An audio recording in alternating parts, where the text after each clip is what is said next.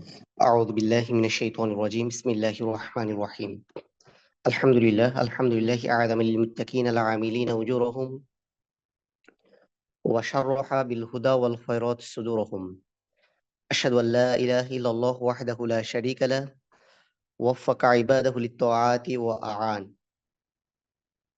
وأشهد أن نبينا محمدا عبد الله ورسوله خير من علم أحكم الدين وأبان صلى الله عليه وعلى آله وجميع أصحابه ومن تبعهم بالهدى والإيمان وعلى التابعين لهم بإيمان وإحسان متى عاقب الزمان وسلم تسليما مزيدا وكثيرا رب اشرح لي صدري ويسر لي أمري واحلل عقدة من لساني يفقهوا قولي ربي يسر ولا تعسر وتمم علينا بالخير আলহামদুলিল্লাহ। গত ক্লাসে আমরা ৩০তম পারার প্রথম যে সূরা আন-নাবা নিয়ে সংক্ষিপ্ত আকারে আপনাদের সামনে আলোচনা করতে চেষ্টা করেছিলাম। যারা এখনো ক্লাসের দাওয়াত পাননি, আমি সবাইকে অনুরোধ করছি ক্লাসের দাওয়াতগুলো অন্যদের কাছে পৌঁছে দিতে ইনশাআল্লাহ। তো আমরা প্রাথমিকভাবে বলেছিলাম সূরা আন-নাবাকে ৬টি পর্বে ভাগ করা যায়। প্রত্যেকটা পর্বেই আল্লাহ সুবহানাহু ওয়া তাআলা ভিন্ন ভিন্ন বিষয় নিয়ে আলোচনা করেছেন। এর মধ্যে প্রথম যে পর্ব, সেখানে বিশেষ করে কিয়ামত নিয়ে মুশরিকদের সংশয় এবং এই সন্দেহ এবং সংশয় দূর করার জন্য মহান আল্লাহ সুবহানাহু ওয়া তাআলার পক্ষ থেকে কিছু জবাব আলোচনা করা হয়েছে। দ্বিতীয় পর্বে মানুষের প্রতি আল্লাহ সুবহানাহু ওয়া তাআলার কি কি অনুগ্রহ রয়েছে সে সম্পর্কে আলোচনা করা হয়েছে এবং এটা নিয়ে আমরা আলোচনা করছিলাম, শেষ করতে পারিনি। তৃতীয় পর্বে কিয়ামত শুরুর প্রাইমারি যে সিচুয়েশন, প্রাথমিক যে অবস্থা হবে, ১৭ থেকে ২০ নম্বর আয়াত পর্যন্ত সেই আলোচনায় স্থান পেয়েছে। চতুর্থ পর্বে জাহান্নামের যারা অধিবাসী হবে তাদের কিছু ক্রাইটেরিয়া, অর্থাৎ ২১ থেকে ৩০ নম্বর দীর্ঘ ১০টি আয়াত দিয়ে তাদের এই বিষয়গুলো তুলে ধরা হয়েছে। পঞ্চম পর্বে যারা মহান আল্লাহ সুবহানাহু ওয়া তাআলার রহমত এবং বারাকায় জান্নাতে থাকবে, তাদের সম্পর্কে ৩১ থেকে ৩৬ এই আয়াতগুলোতে বর্ণনা করা হয়েছে এবং সর্বশেষ বিচারের মাঠের চিত্রটা কেমন হবে, সর্বশেষ সেই বিষয়গুলো আল্লাহ সুবহানাহু ওয়া তাআলা এই সূরার একেবারে শেষের দিকে অর্থাৎ ৩৭ থেকে ৪০ নম্বর আয়াতে আলোচনা করেছেন। তো আমরা দীর্ঘ আলোচনা করার সুযোগ খুবই কম, কারণ আসলে যেই প্রসঙ্গগুলো এই সূরার মধ্যে আলোচিত হয়েছে সেগুলো এত সংক্ষিপ্ত আকারে আলোচনা করার সুযোগ নাই। আমরা গত ইয়াউমুল জুমাতে প্রথম ২টা পর্ব নিয়ে আলোচনা করেছিলাম। আজকে তৃতীয় পর্ব, যেখানে আল্লাহ সুবহানাহু ওয়া তাআলা বলছেন ফাউযু বিল্লাহি মিনাশ শাইতানির রাজীম ইন্না ইয়াওমাল ফাসলি কানা মিকাতা ইয়াওমা ইউনফাখু ফিস-সূরি ফাতা'তুনা আফওয়াজা ওয়া ফুতিহাতিস সামাউ ফাকানাত আবওয়াবা ওয়া সুয়িরাতিল জিবালু ফাকানাত সারাবা। অর্থাৎ ওই দিনটা কেমন হবে, আল্লাহ সুবহানাহু ওয়া তাআলা সূরা নাবার এই অংশের গুরুত্বপূর্ণ আয়াতগুলোতে আল্লাহ সুবহানাহু ওয়া তাআলা আমাদেরকে জানিয়েছেন। তার আগে আমরা বলেছি যে আল্লাহ সুবহানাহু ওয়া তাআলা আমাদেরকে কেন ইবাদত করতে বলেছেন এবং আমরা কেন আল্লাহ সুবহানাহু ওয়া তাআলার ইবাদত করব, এটার যৌক্তিকতা কি। আল্লাহ সুবহানাহু ওয়া তাআলা প্রথমে এই সূরাতে কিয়ামতের বিষয়ে আমাদের যেই কনফিউশন, যেই প্রশ্ন, সেগুলো দূর করতে চেষ্টা করেছেন। কাফির মুশরিকরা যারা কিয়ামতকে সরাসরি অস্বীকার করত, তাদের ব্যাপারগুলো ডিফারেন্ট ছিল। তারা ইসলামের প্রকাশ্য শত্রু, তাদের সাথে চলাফেরায়, আচার আচরণে, লেনাদেনায় সবকিছু অত্যন্ত সতর্কতার সাথে করা যায়। কিন্তু আমাদের ব্যাপারগুলো বর্তমান সমসাময়িক প্রেক্ষাপটে অত্যন্ত জটিল আকার ধারণ করেছে। আমাদের আজকের এই ক্রাইসিস, আমাদের আজকের এই দুর্দশায় প্রত্যেকটা জায়গায় সর্বক্ষেত্রে দেখা যাচ্ছে যে মুসলমানদের দুর্যোগ দুর্দশার জন্য মুসলমানরা কাজ করছে। অর্থাৎ নিজেরাই যখন নিজেদের বিপদের কারণ হয়, সেই জায়গায় উত্তরণ আসলে খুব কঠিন। বর্তমান সমসাময়িক প্রেক্ষাপটকে সামনে রেখে যদি আমরা এভাবে বলতে চাই যে অমুসলিমদেরকে ইসলামের দাওয়াত দেওয়ার চেয়ে বরং মুসলমানদের মধ্যে দাওয়াতি কাজ করাটা অত্যন্ত গুরুত্বপূর্ণ হয়ে গেছে। মুসলিম পরিবারে জন্মগ্রহণ করে ইসলামী পরিবেশে বড় হয়ে ইসলামী তাহজিব তামাদ্দুন লালন করার পরে একজন মানুষ যখন ইসলাম বিদ্বেষী, আল্লাহ বিদ্বেষী কাজ করে থাকে, কখনো সে জেনে করে, কখনো সে বুঝে করে, কখনো সে না জেনে না বুঝে, কখনো আবেগের বশে, কখনো বা দুনিয়াবী কোনো স্বার্থ উত্তরণের জন্য করছে। এই জায়গা থেকে পরিত্রাণ পাওয়ার জন্য সত্যিকার অর্থেই নিজেদেরকে ইসলাহ করার তাগিদে আমাদের দৈনন্দিন কর্মসূচির মধ্যে নিজেদের মধ্যে দাওয়াতি কার্যক্রম বাড়ানোর কোনো বিকল্প নাই। আল্লাহ সুবহানাহু ওয়া তাআলা আমাদেরকে যেন এই তৌফিক দান করে। এটা আমাদের জন্য এখনকার দিনে অত্যন্ত গুরুত্বপূর্ণ হয়ে গেছে। যদি তা না হয়, আমরা যদি এটা করতে ব্যর্থ হই, কালকে কিয়ামতের ময়দানে আমাদের পরিবেশ পরিস্থিতি কেমন হবে? আল্লাহ সুবহানাহু ওয়া তাআলা বলছেন, ইন্না ইয়াউমাল ফাসলি কানা মিকাতা।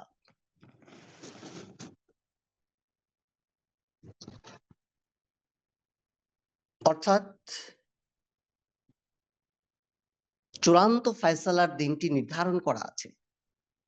ইন্না ইয়াউমাল ফাসলি কানা মিকাতা।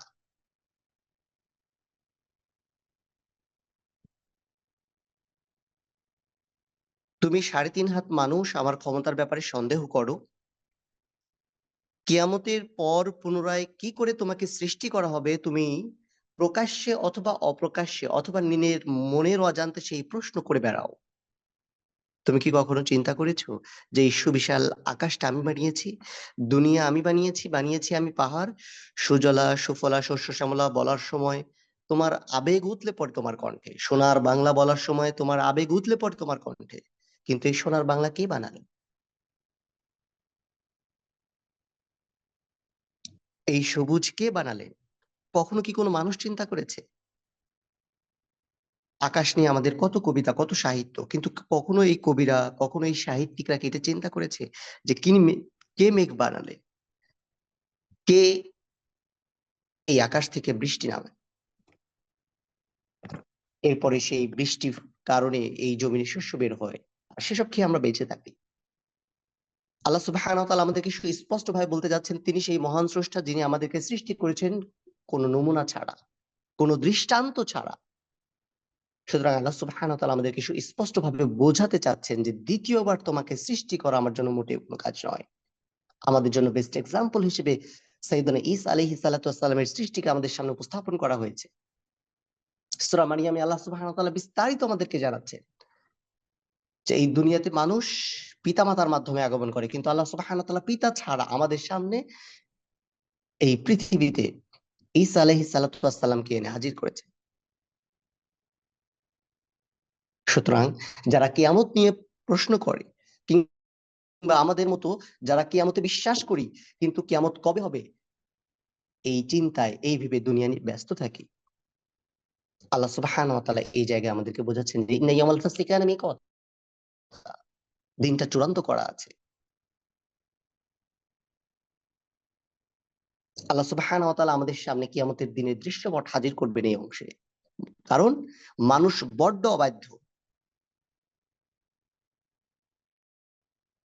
ইভেন কিয়ামতের আগে মানুষের এই অবাধ্যতা মাত্রা অতিক্রম করবে, এবং এটার একটা সিচুয়েশন আমরা অবজার্ভ করছি।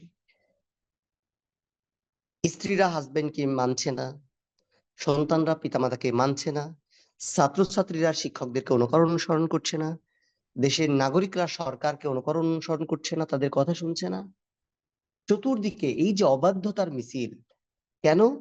কারণ গত ক্লাসে আমি এটা বলতে চেষ্টা করেছি, যেই মানুষ তার স্রষ্টার অবাধ্য হয়, যেই স্রষ্টার দেওয়া সমস্ত রহমানি সে ঘুরে বেড়ায়, যেই স্রষ্টার চোখ না দিলে সে দুনিয়া দেখতো না, যেই স্রষ্টা হাত না দিলে সে কোনো উপার্জন করতে পারতো না, যেই স্রষ্টা পা না দিলে সে কোথাও পদচারণা করতে পারতো না, মানুষ যখন স্রষ্টার দেওয়া এই সব নিয়ামত যেগুলো আমরা সাথে নিয়ে ঘুরে বেড়াই, ইভেন নিজেদেরকে ভয়ঙ্কর কোনো পাপে নিমজ্জিত করার আগে আমরা যখন নিজেদের এই সব রহমা বারাকাগুলো ভুলে যাই, সেই মানুষ কি করে তার পিতামাতার প্রতি অনুগত হবে, বাধ্য হবে?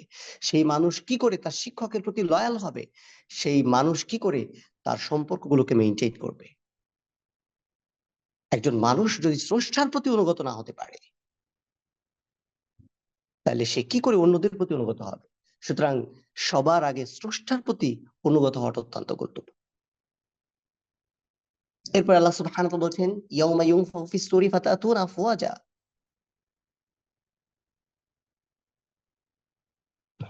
তার আগে যেটা বলা হচ্ছে, ইন্না ইয়াউমাল ফাসলা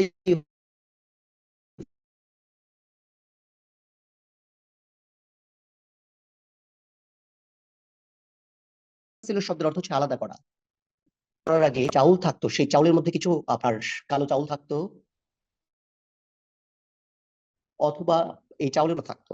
আগের দিনের প্রসিডিউর গুলো এত ভালো ছিল না, কিন্তু আমাদের মা বোনেরা সেগুলো রান্না করার আগে বেছে বেছে আলাদা করতেন।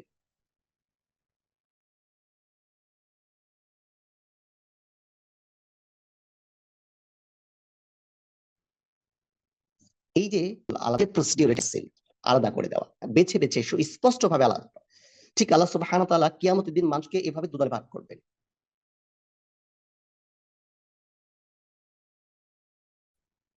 তাদেরকে যাবে, অন্য দল আল্লাহর আদেশ নিষেধ মেনে চলছে, তাদেরকে জান্নাতে প্রবেশ করানো হবে। যেহেতু কিয়ামত দিবসে মানুষকে এভাবে দুদলে ভাগ করে ফেলা হবে, এজন্য আল্লাহ সুবহানাহু ওয়া তাআলা কিয়ামতের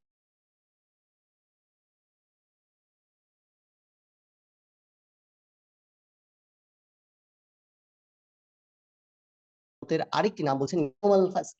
ইয়াউমাল কিয়ামা সরাসরি বলা হয়, দিন ভাগ করে ফেলা হবে। ভালো মানুষকে এক পাশে রাখা হবে, খারাপ মানুষকে আরেক পাশে রাখা হবে। বিষয়টা কেমন হবে? আমরা আমাদের দুনিয়ার জীবনজীবিতে কত ধরনের অপরাধ করছি, অন্য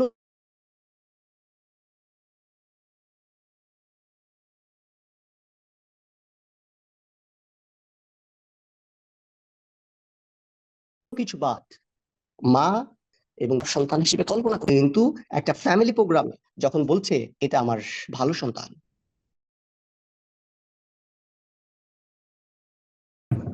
সে আমার সব কথা, তখন সেদিন আমাদের চেহারাগুলো কেমন হবে? বা এই যে অল্প মুষ্টিমেয় কিছু আত্মীয়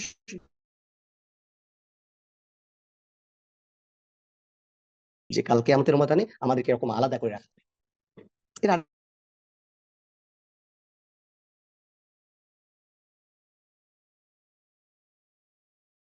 আরেকটা ব্যাখ্যা আছে, ফাসল মানে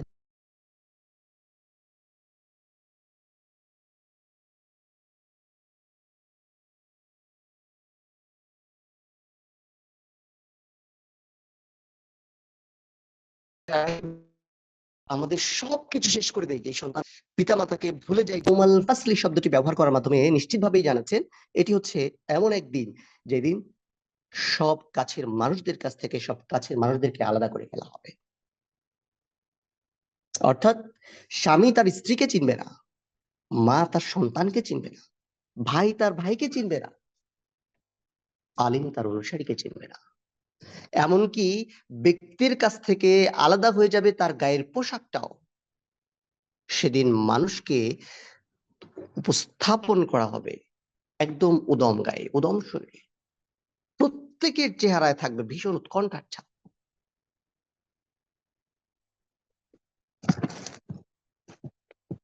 আল্লাহ সুবহানাহু ওয়া তাআলা আমাদেরকে কল্পনা করার সুযোগ দিয়েছে, আমরা কল্পনা করতে ভালোবাসি, কিন্তু মানুষ সত্য কল্পনা করতে অনেক বেশি ভয় পায়। আপনি যদি মানুষকে কল্পনা করতে বলেন, তাইলে সে অলস স্বপ্ন দেখবে, অলস চিন্তা করবে, অলস কল্পনা করবে। কিন্তু কোন মানুষ কল্পনা করার সময় বিভৎসতা কল্পনা করবে না, কিয়ামত নিয়ে কল্পনা করবে না। দেখেন দুনিয়ায় কত মায়া মমতা নিয়ে হাজবেন্ড ওয়াইফ একসাথে থাকে, কঠিন বিপদে একজন আরেকজনের কাছ থেকে আলাদা হয় না, একজনের বিরহে আরেকজন কান্নাকাটি করে।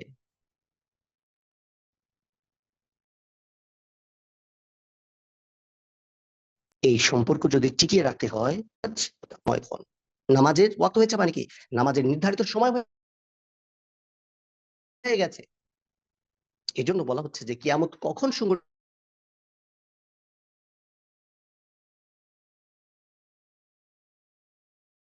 সুবহানাহু তাআলা ফিক্সড করে রেখেছেন, তার একচুল আগেও প্রত্যেক ভাবে ভোগ করতে হবে। Taste of death, that's the ultimate result of every, যাদেরকেই নফস দেওয়া হয়েছে, যাদেরকেই আত্মা দেওয়া হয়েছে, যাদেরকে জীবন দেওয়া হয়েছে, প্রত্যেককেই। সো এটা খুব কমন স্টেজ, আমরা খুব ছোটবেলা থেকে শুনে আসছি যে সে যদি সিন্ধুকের মধ্যে লুকায়, যেখানেই লুকাক না কেন, আজরাইল আলাইহিস সালামের সাথে তার সাক্ষাৎ হবে। ঠিক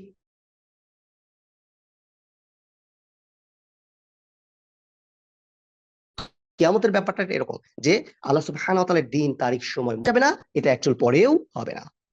তাফসীর ইবনে কাসির এটা সুস্পষ্টভাবে বলা হয়েছে। ইয়াউমা ইউনফাখু ফিস সূরি ফাতাতুনা আফওয়াজা।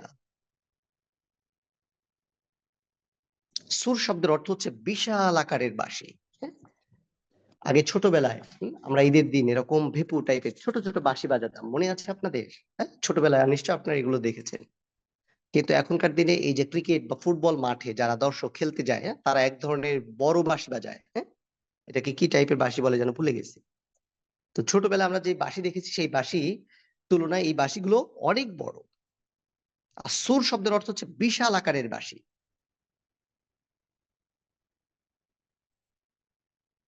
একটা হাদিসে রাসূল করিম সাল্লাল্লাহু আলাইহি ওয়াসাল্লাম বলছেন যে এক বেদুইন রাসূল করিম সাল্লাল্লাহু আলাইহি ওয়াসাল্লামের কাছে জিজ্ঞেস করলো যে আসুর কি? রাসূল সাল্লাল্লাহু আলাইহি ওয়াসাল্লাম বললেন যে এটা এক ধরনের শিং, এটাতে ফু দেওয়া হবে। অর্থাৎ শিঙে ফু দেওয়ার জন্য এক ফেরেশতা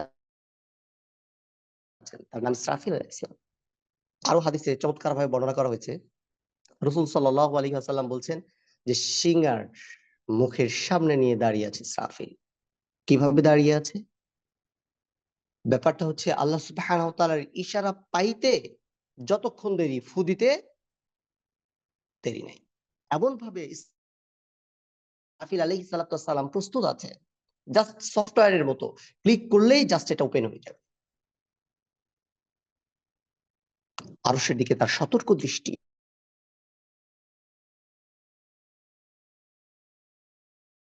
তার চোখ দুটো জ্বলছে তারার মতো।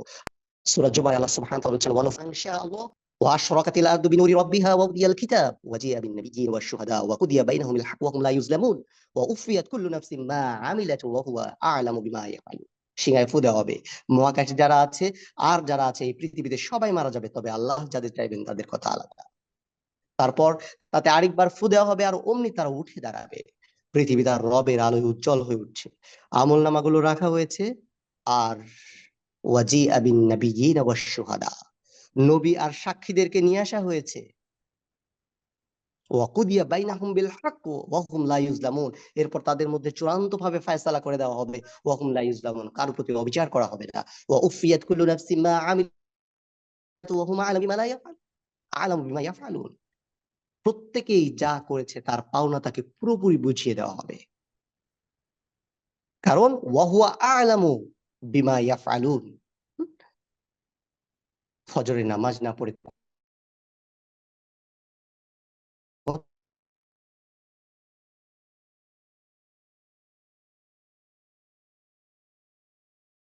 কত মানুষ ঘুমোচ্ছে, কেন না যে পড়েছি, কিন্তু আমাদের পরিবারের সদস্য হচ্ছে। আমরা তো সেই মুসলিম পরিবারের সন্তান যারা ঠিকঠাক মতো ৫ ওয়াক্ত ফরজ সালাতই পড়ি না।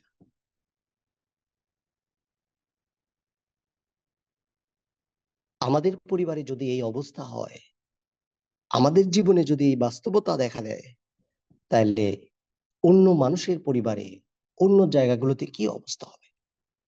পাপ পঙ্কিলতায় এই যে ভরে যাওয়া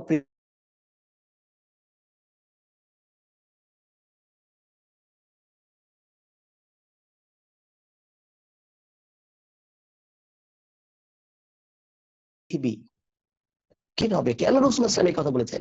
এখন নিজের ঈমানকে বাঁচানোর জন্য স্ট্রাগল করতে হচ্ছে। ব্যাপারটা এমন না যে আমরা শুধু শয়তানের সাথে স্ট্রাগল করছি। ব্যাপারটা এমন না যে শুধু আমরা প্রকৃতির সাথে স্ট্রাগল করছি। ব্যাপারটা এমন না যে শুধু আমরা আমাদের আত্মীয়-স্বজন সবার সাথে স্ট্রাগল করছি।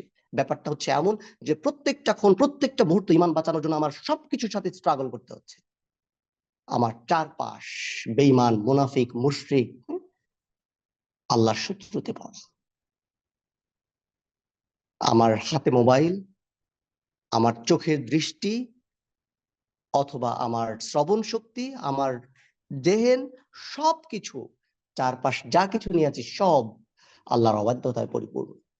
সবকিছু এই অবস্থায় আল্লাহ সুবহানাহু ওয়া তাআলা যাদেরকে দ্বীনের পথে রেখেছেন সত্যিকার অর্থে তারা কতটা না সৌভাগ্য।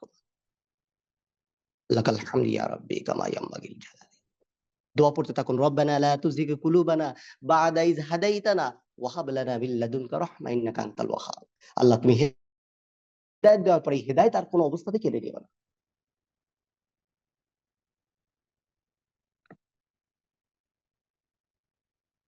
এই আয়াতগুলো থেকে আমরা খুব নরমালি যদি চিন্তা করি তাহলে জানা যাবে যে পৃথিবী ফু দেওয়া হবে, সিংহায় যখন প্রথমবার ফু দেওয়া হবে তখন দুনিয়া ধ্বংস হয়ে যাবে। ভয় আর আতঙ্কে সমস্ত মানুষ আর অন্য প্রাণীরা সব মারা যাবে। এটা হচ্ছে ফার্স্ট স্টেজ। পুরো দুনিয়া ধ্বংস হয়ে যাবে। এরপর কেটে যাবে দীর্ঘ সময়। কতটা সময় কেটে যাবে নো ওয়ান ক্যান ইমাজিন। আমরা মনে করি ছোটবেলা থেকে পড়ে ঈসা ইসলাম সঙ্গে ফু দিবেন, এভাবে ব্যাপারটা প্রথম ফু দেওয়ার পরে দ্বিতীয় ফু দেওয়ার আগ পর্যন্ত কতটা সময় কেটে যাবে নো ওয়ান ক্যান নো।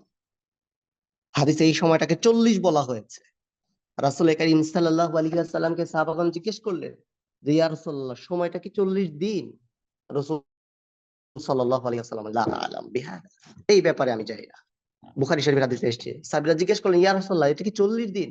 হাদিস শুধু আরবাঈন শব্দটি উল্লেখ করা হয়েছে। এই সময় সব প্রাণীর দেহ পচে গলিতে মাটি মিশে যাবে। এমন ভাবে মিশে যাবে শুধুমাত্র শিরদাঁড় আর হাড় ছাড়া আর কিছুই থাকবে না। চিকিৎসা বিজ্ঞানের পরিভাষায় যে হাড়টাকে বলা হয় কক্সিক্স, বা এটাকে কি বলে জানো, টেলবোন টাইপের কিছু একটা, অর্থাৎ এই একটা অংশ থাকবে। অর্থাৎ মেরুদণ্ডের একেবারে শেষ মাথায় 3 কোণা একটা হাড় আছে। রাসূল সাল্লাল্লাহু আলাইহি ওয়াসাল্লামের পরিভাষায় যেটাকে বলা হচ্ছে আজবুজ জানাব, যে মাটি কখনো এই হাড়টাকে খেতে পারে না। আই ডোন্ট নো, যারা সায়েন্সে বা মেডিকেল সায়েন্সে পড়েছেন তারা হয়তো এটা ভালো ব্যাখ্যা বলতে পারবেন। এই কনসেপ্টটা যেহেতু আমার ক্লিয়ার না, বাট ব্যাপারটা হচ্ছে এরকম যে প্রত্যেকটা মানুষের শরীরে এমন একটা অংশ থাকবে যেটা মাটিতে আসলে কোনো সময় পচে যাবে না। পৃথিবীর আনাচে কানাচে মাটিতে বা পানিতে কোথাও না কোথাও এটা থেকে যাবে। এই ছোট্ট আকারের হাড়ের টুকরো থেকে মানুষকে আবার সৃষ্টি করা হবে। এটা হচ্ছে ফার্স্ট স্টেজ। সেকেন্ড স্টেজ কি হবে? এরপর আল্লাহ এক খণ্ড মেঘ পাঠাবেন। মেঘ বৃষ্টি হয়ে ঝরবে। ঠিক যেভাবে বীজ হতে যেভাবে চারা গজিয়ে ওঠে এই বৃষ্টির ছোঁয়া পেয়ে, তেমনি মাটিতে মিশে যাওয়া দেহগুলো পুনরায় আকৃতি ফিরে পাবে। এরপর ইসরাফিল আলাইহিস সালাতু ওয়াস সালাম শিখায় আরেকবার ফু দিবেন। তখন প্রত্যেকের রূহ এসে ভর করবে তার দেহে। প্রাণীগুলো সব পুনরায় জীবন ফিরে পাবে। এই যে পুনরুত্থান, এইটার একটা স্টার্টিং হবে এটার মাধ্যমে। মানুষ কবর থেকে উঠে দাঁড়াবে। এরপর বলা হচ্ছে ওয়াফুতিহাতিস সামাউ ফাকানাত আবওয়াবা। আকাশ খুলে দেওয়ার ফলে সেটা কতগুলো খোলা জানালায় পরিণত হবে, দরজায় পরিণত হবে। বাব, হ্যাঁ? বাবের বহুবচন আবওয়াব ব্যবহার করা হয়েছে। এই আয়াতের ব্যাখ্যায় ইবনে কাসিরে বলা হয়েছে আইয়িতুরুকান ওয়া মাসালিকা লিনুজুলিল মালাইকা। আসা যাওয়ার পথ তৈরি হবে, ফেরেশতারা সেই সব পথ দিয়ে নেমে আসবে। এই যে আকাশ, আকাশটা আসলে কত বড়? মানুষ বলে আমাদের চোখের দৃষ্টিসীমায় যা দেখি তা আকাশ। আসলে বাস্তবতা হচ্ছে আমরা চোখের দৃষ্টিসীমায় যা দেখি এটা একটা মেঘমালা। সুবিশাল আকাশটা যখন খুলে দেওয়া হবে, আল্লাহর কোটি কোটি ফেরেশতারা তাদের দিগন্ত জোড়া ডানা ওড়াতে ওড়াতে এক একে নেমে আসবে। কেমন হবে সেই দৃশ্য? এই মহা আয়োজন কেন করা হবে জানেন? আপনাকে পুরস্কৃত করার জন্য। বিয়ে বাড়িতে বর এবং কনেকে একসাথে দেওয়ার জন্য যেই মহা আয়োজন, সামর্থ্যের সবটুকু দিয়ে দুই পরিবার এটাকে সবচেয়ে সুন্দর করে করতে চেষ্টা করে, ঠিক আল্লাহ সুবহানাহু ওয়া তাআলা তার প্রিয় বান্দাদেরকে পুরস্কৃত করার জন্য এরকম একটা আয়োজন করবে। ঠিক এইরকম একটি আয়োজনে যদি আপনাকে অপমানিত হতে হয়, এরকম একটি আয়োজনে যদি আপনাকে তিরস্কৃত হতে হয়, এরকম একটি আয়োজনে যদি আমাকে আপনাকে ভৎসনার শিকার হতে হয়, তাহলে ব্যাপারটা কেমন হবে? ওই আয়োজনের সাথে দুনিয়ার আয়োজনের কি আসলে আদৌ কোনো তুলনা চলে? সেদিন দৃঢ়চেতা ইমানদারদের মুখে এমন এক হাসি থাকবে, যে হাসিটা হবে অত্যন্ত তৃপ্তির, যেই হাসিটা হবে সফলতার, যেই হাসিটা হবে কৃতজ্ঞতার। বলা হচ্ছে ওয়াসুইয়িরাতিল জিবালু ফাকানাত সারাবা। পাহাড়গুলো উঠতে থাকবে। যারা বিমানে উঠেছেন নিশ্চিতভাবে দেখেছেন যে মেঘগুলো কেমন তুলার মতো ঘুরে বেড়ায়। ঠিক মেঘ যেভাবে এখন ঘুরে বেড়াচ্ছে, কেমন বসইয়রাতিল জিবাল, পাহাড়গুলো এরকম উড়িয়ে দেওয়ার ফলে সেগুলো এরকম মরীচিকায় পরিণত হবে। মরীচিকাকে আরবিতে বলা হয় সারাব। দেখেন মরুভূমি অথবা এই যে পিচ ঢালা সড়ক, যখন এই যে দুপুরের গনগনে তেজি রোদ পড়ে, তখন দূর থেকে কি মনে হয়? পানি মনে হয় ঢেউ খেলছে। আসলে কি সেখানে পানি আছে? না, একদম নাই। বিভ্রমের কারণে মানুষ এরকম দেখে। কিয়ামত যখন হবে, পাহাড়গুলো এরকম মরীচিকার মতো হবে। হিমালয় পর্বতের মতো উঁচু উঁচু পাহাড়গুলো বাতাসের ধরে এমন ভাবে উঠতে থাকবে যেন মনে হবে কিছুই উঠছে না, আসলে এসব চোখের ভ্রম। সূরা আল কারিয়ার মধ্যে বলা হচ্ছে আল কারিয়াতু মাল কারিয়া, সেখানে স্পষ্টভাবে বলা হচ্ছে পাহাড়গুলো ধ্বংস করা হবে কয়েকটা স্টেজে। প্রথমে এটাকে চূর্ণ বিচূর্ণ করে দেওয়া হবে, তারপর সেগুলো আরো ভেঙে তুলার মতো হবে, তারপর আরো ছোট হয়ে এটাকে ধূলিকণায় পরিণত করা হবে, তারপর এটাকে উড়িয়ে দেওয়া হবে। সবশেষে এটা মরীচিকার মতো হয়ে যাবে। পাহাড় বানানোই হয়েছিল পৃথিবীকে স্থির রাখার জন্য। সেই পাহাড়ই যখন এমন ভাবে উড়ে যাবে, তখন আসলে পৃথিবীর পরিবর্তন কি হবে? গতদিন আমরা আলোচনা করেছি যে পাহাড়কে পৃথিবীর কি হিসেবে বানানো হয়েছে? পেরেক হিসেবে বানানো হয়েছে। সেদিনের পরবর্তী প্রেক্ষাপট কি হবে? চতুর্থ পর্বে সূরা নাবার আল্লাহ সুবহানাহু ওয়া তাআলা বলছেন জাহান্নামের ভয়াবহতা কেমন হবে। এটা বলতে গিয়ে আল্লাহ সুবহানাহু ওয়া তাআলা বলছেন ইন্না জাহান্নামা কানাত মিরসাদা লিত-তাগিনা মাআবা লাবিথিনা ফিহা আহকাবা লা ইয়াদুকুনা ফিহা বারদান ওয়ালা শারাবা ইল্লা হামিমান ওয়া গাসসাকা জাযাআন বিফাকা। জাহান্নাম ওত পেতে আছে। প্রিয়জন দেশে ফিরবে, বিমানবন্দরে প্রিয়জনের অপেক্ষা। দীর্ঘ প্রতীক্ষার পর তাদের কাঙ্ক্ষিত সাক্ষাৎ। এই ব্যাপারটা কেমন? ঠিক জাহান্নাম যদি এরকম ওত পেতে থাকে, তাহলে সেই বিষয়টা কেমন হবে? মিরসদ শব্দটি রসদ শব্দ থেকে আসছে। এটার অর্থ হচ্ছে ওত পেতে থাকা, ঘাপটি মেরে থাকা, সুযোগ বুঝে আক্রমণ করা। গতদিনে আপনার 2 দিন আগের ঘটনা অথবা 3 দিন হবে, হ্যাঁ? সমুদ্রে অর্থাৎ সুন্দরবনে মধু সংগ্রহ করতে যারা যায়, এরকম একজন মানুষকে বাঘ আক্রমণ করে মেরে ফেলেছে।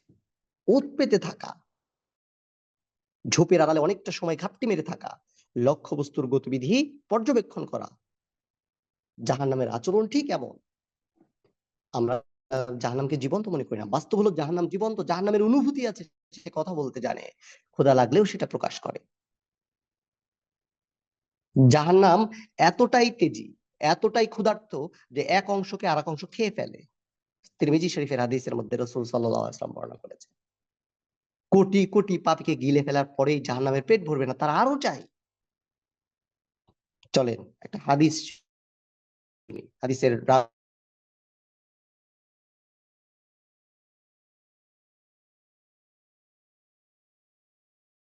হযরত আনাস ইবনে মালিক রাদিয়াল্লাহু তাআলা আনহু রাসূলকে বলতেন হাল মিন মাজিদ, রাক্ষসের মতো। যেমন আমাদের অনেক মানুষ খাইতে পছন্দ করে, খাওয়ার পরে সে আবার খাবার খুঁজতে থাকে, ঘরের মধ্যে খাবার খুঁজতে থাকে, কোথায় আছে কোথায় আছে। হাদিসের মধ্যে রাসূল সাল্লাল্লাহু আলাইহি ওয়াসাল্লাম বলেছেন জাহান্নাম এরকম বলতে থাকবে হাল মিন মাজিদ, আরে আরো কি আছে, আরো আছে। আল্লাহ রাব্বুল আলামিন ইজ্জত জাহান্নামের ভিতরে তার পা রাখবেন। জাহান্নাম তখন কট কট শব্দ করে উঠবে, অর্থাৎ বলে উঠবে ব্যাস ব্যাস, আপনার ইজ্জতের কসম যথেষ্ট হয়েছে। দৃশ্যটা কেমন হবে? হাসরের মাঠে সকলের বিচার ফয়সালা হয়ে গেল, কেউ আমলনামা পেল ডান হাতে, কেউ বাম হাতে।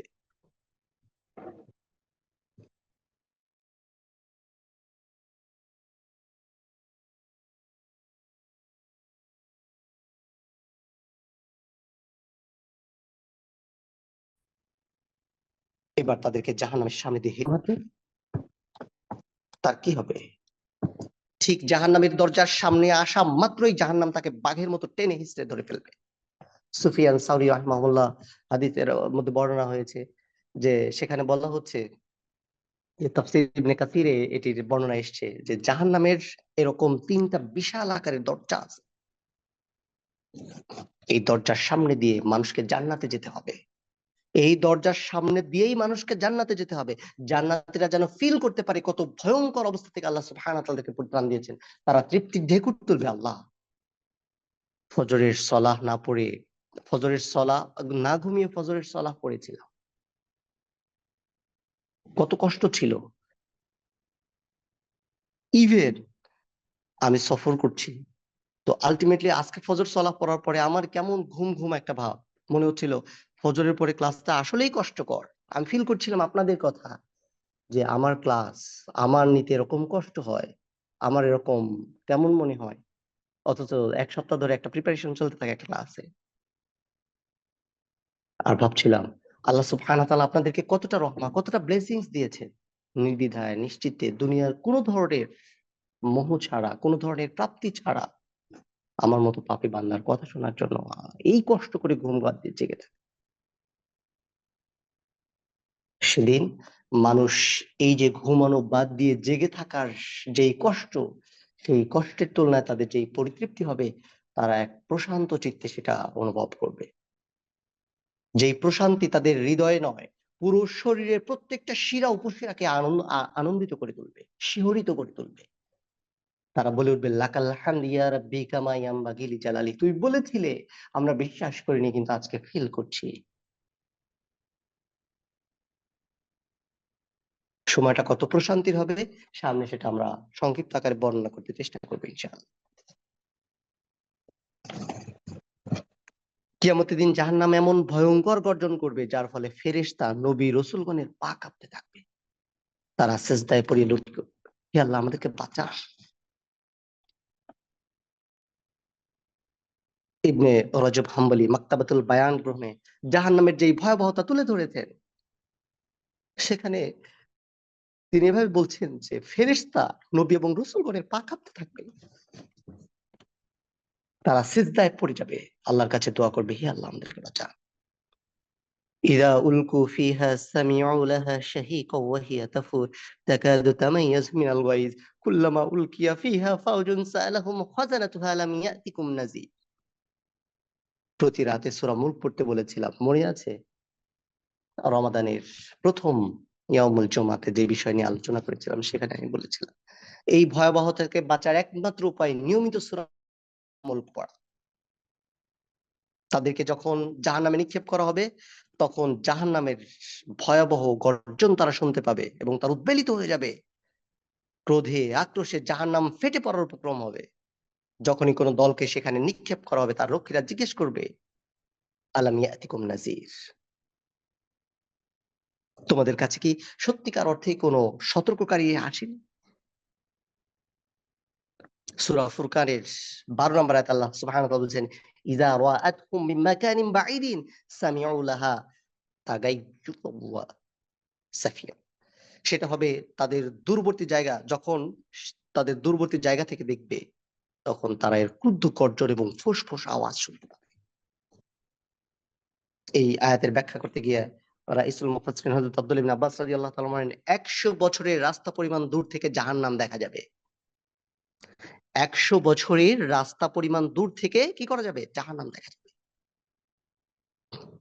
১০০ বছর, ৩ মাইল দূরে, অর্থাৎ ৩ দিনের দূরত্বের সফরে আল্লাহ সুবহানাহু ওয়া তাআলা আমাদেরকে নামাজ কসর করার সুযোগ করে দিয়েছেন ৩ দিনের দূরত্বে।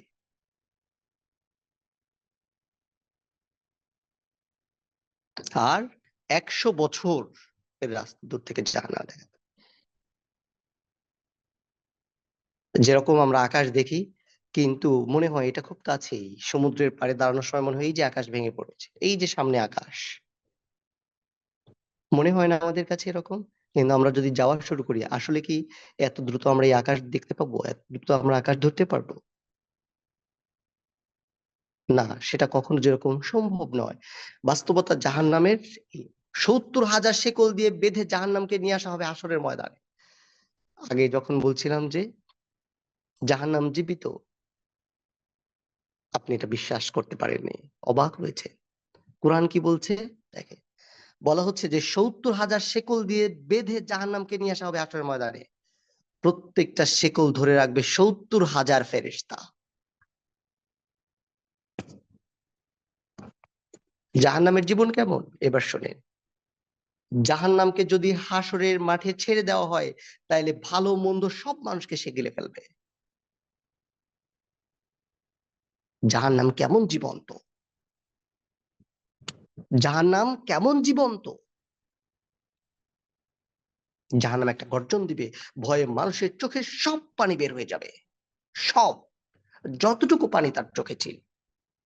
আর একটা গর্জন দিবে, এবার ভয়ে প্রাণ বের হয়ে আসতে চাইবে।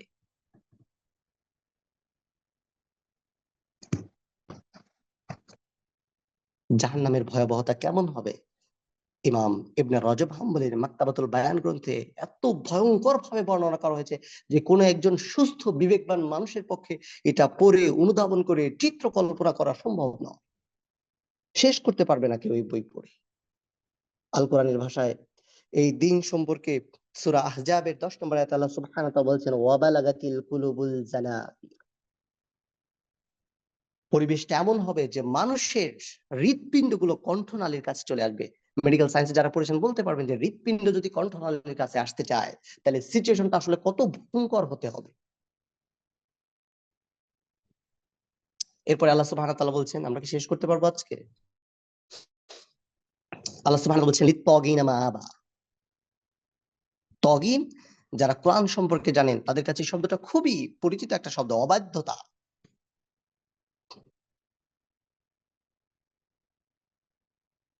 আমার মরহুম দাদা যান সবসময় একটা কথা বলতেন, জীবনে যত অন্যায় কর কোনো সময় বেয়াদব হবে না। যারা প্রস্টিটিউট তাদের কখনো কখনো কোথাও না কোথাও জায়গা আছে, কিন্তু বেয়াদবের কোনো জায়গা নাই। বেয়াদবের দুনিয়াতে কোনো জায়গা নাই, কোথাও না।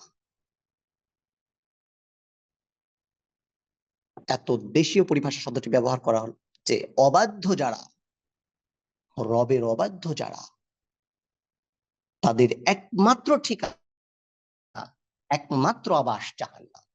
লিত্তাগিনা মাআবা।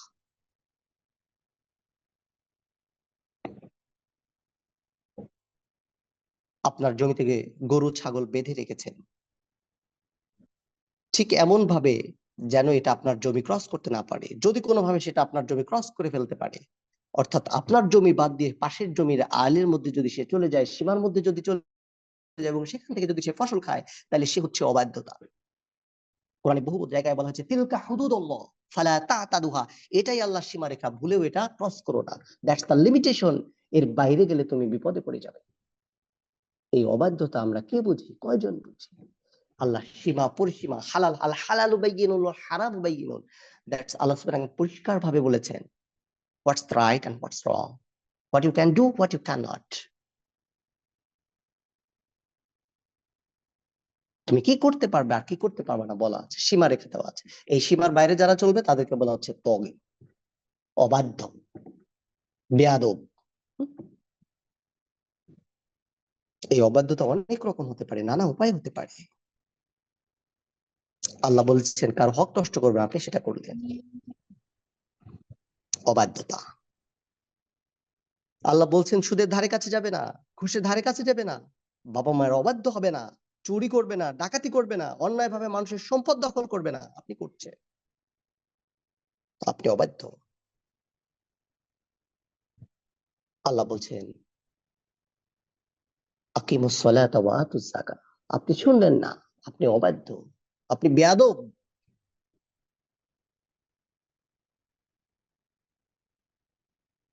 আল্লাহ বলছেন ওয়াসারিউ ইলা মাগফিরাতিন মির রাব্বিকুম ওয়া রাহমাহ, রবের রহমা এবং বারাকাত, রবের রহমা এবং বারাকাতের দিকে দৌড়াই আসো। আপনি শুনলেন না, আপনি অবাধ্য, আপনি বেয়াদব। আল্লাহ বলছেন তাআওয়ানু আলাল বিররি ওয়াত তাকওয়া ওয়া লা তাআওয়ানু আলাল ইসমি ওয়াল উদওয়ান,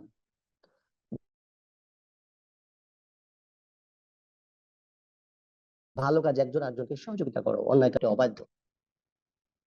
আল্লাহ বলছেন ওয়াতাসিমু বিহাবলিল্লাহি জামিয়া ওয়া লা তাফাররাকু, তোমরা একসাথে থাকো, আলাদা হবে না, বিচ্ছিন্ন হবে না।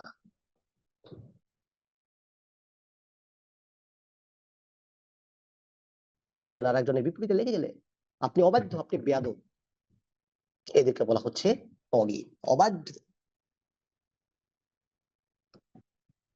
যারা দুনিয়াতে এই ধরনের অবাধ্য হয়, আল্লাহকে ভয় করে না, দিনের বিধানকে থোড়াই কেয়ার করে, এরা সব তগীন, এরা সব অবাধ্য। আর এদের ঠিকানা হচ্ছে জাহান্নাম। অনেক বেশি ব্যাখ্যায় না যাই, বলা হচ্ছে লাবিথিনা ফিহা আহকাবা, মৃত্যুর আবার মৃত্যু হবে। লাবিথিনা ফিহা আহকাবা, মৃত্যুর আবার মৃত্যু কেমন হবে? একটা হাদিসের মধ্যে আসছে, রাসূল করিম সাল্লাল্লাহু আলাইহি ওয়াসাল্লাম বলছেন, মুসলিম শরীফের 5087 নম্বর হাদিস, কিয়ামতের দিন মৃত্যুকে একটা মহিষের চেহারায় হাজির করা হবে। এর রং হবে সাদা এবং কালো মিক্সড, আসওয়াদু এবং আবিয়াদ, অর্থাৎ এই মহিষ সাদা আর কালো রঙের একটা মিক্সড হবে। এরপর এই মহিষটাকে জান্নাত এবং জাহান্নামের মাঝামাঝি একটা জায়গায় দাঁড় করানো হবে। একজন ঘোষণাকারী বলবে, হে জান্নাতীগণ, তোমরা কি এটাকে চেনো? জান্নাতীরা মাথা তুলে ওটার দিকে তাকাবে, তারপর বলে, হ্যাঁ এটাকে চিনি, এটার নামই হচ্ছে মৃত্যু। এরপর জাহান্নামীদেরকে বলা হবে, তোমরা কি এটাকে চেনো? তখন জাহান্নামীরা একই ভাবে মাথা তুলে বলবে, এরপর বলবে, হ্যাঁ এটার নাম তো মৃত্যু। এরপর এটাকে জবাই করতে আদেশ দেওয়া হবে, আদেশ অনুযায়ী এটাকে জবাই করা হবে। তারপর ঘোষণাকারী আবার বলবে, হে জান্নাতীগণ, এই মৃত্যুর আর মৃত্যু নাই, তোমরা অনন্তকাল এখানে থাকবে। হে জাহান্নামীরা, এই মৃত্যুর আর মৃত্যু নাই, সুতরাং তোমরা অনন্তকাল এখানেই থাকবে। এই মহিষের মাধ্যমে মৃত্যুর মৃত্যু হবে। এরপরে রাসূল করিম সাল্লাল্লাহু আলাইহি ওয়াসাল্লাম কোরআনের আয়াত তেলাওয়াত করে বললেন, ওয়া আনযিরহুম ইয়াউমাল হাসরাতি ইযা কুদিয়াল আমরু ওয়া হুম ফি গাফলাতি ওয়া হুম লা ইউমিনুন। আফসোসের দিন সম্পর্কে তাদেরকে সতর্ক করে দাও, যেদিন সবকিছু নিষ্পত্তি করা হবে, যারা এখনো উদাসীনতায় ডুবে আছে, ঈমানের পথে আসছে না, তাদেরকে কি করো? সতর্ক করো। বলছে ওয়া আনযিরহুম ইয়াউমাল হাসরা, সেই দিনের ব্যাপারে মানুষদেরকে সতর্ক করো, ইয কুদিয়াল আমর, যেদিন সবার বিষয়গুলো মিটিয়ে দেওয়া হবে, সব মীমাংসার ফায়সালা হয়ে যাবে, কোন দেনা পাওনা লেনা দেনার কোনো হিসেব আর থাকবে না। সেদিনের পরে আর কোনো মৃত্যু নাই, কিন্তু আযাব থাকবে। কেমন আযাব থাকবে? সেটা যদি ঠিক এভাবে বলা হয় যে দুনিয়াতে কোনো একজন মানুষের 10 বছরের জেল হয়ে গেল, প্রথম যখন সে জেল জীবনে প্রবেশ করলো তখন তার প্রচুর নির্যাতন, যারা সিনিয়র আছে আগে থেকেই ভয়ঙ্কর সব অপরাধী, তারা টর্চার করবে, এই করবে ওই করবে। কিন্তু কিছুদিন যাওয়ার পরে সে এক সময় অপরাধীদের সিনিয়র হয়ে যাবে, অর্থাৎ সে জেলে থাকতে থাকতে সে অন্যদের কি হয়ে যাবে? সিনিয়র হয়ে যাবে। মানুষের সাথে তার সখ্যতা হয়ে যাবে, জেল জীবনে সে অভ্যস্ত হয়ে যাবে। এসব তার গাশ হয়ে যাবে। কিন্তু জাহান্নামের শাস্তিগুলো টোটালি ডিফারেন্ট। যত দিন যাবে আযাব বাড়তে থাকবে, সময় যত গড়াবে কষ্টের মাত্রা বাড়তে থাকবে। কি মনে করছেন? চামড়া পুড়ে ছাই হয়ে যাবে? কোনো সমস্যা নাই, নতুন করে চামড়া লাগানো হবে। সূরা নিসার মধ্যে আল্লাহ সুবহানাহু ওয়া তাআলা 56 নম্বর আয়াতে স্পষ্টভাবে বলছে, দেহ পুড়ে নিঃশেষ হয়ে যাবে, কোনো সমস্যা নাই, রূহটা নতুন দেহে আবার ঢোকানো হবে। আযাব চলতে থাকবে, চিরকাল সে জাহান্নামে জ্বলতে থাকবে। এবং ব্যাপারটা হচ্ছে দিন যত যাবে আযাব তত বাড়তে থাকবে। এরপর আল্লাহ সুবহানাহু ওয়া তাআলা বলছেন, লা ইয়াযুকুনা ফিহা বারদা ওয়ালা শারাবা, কোন ধরনের কোন শীতলতা থাকবে না, কোন পানীয়ের স্বাদ থাকবে না। এটা ফিল করার জন্য মনে হয় বর্তমানে আমাদের দেশীয় প্রেক্ষাপটে আবহাওয়াটা অনেক গুরুত্বপূর্ণ। হ্যাঁ, কেমন অনুভব হচ্ছে তাই না? ঢাকায় থেকে হয়তো খুব বেশি বোঝা যাচ্ছে না, আমার বাড়ি যেহেতু পাবনাতে, ঈদের মধ্যে বুঝতে পেরেছি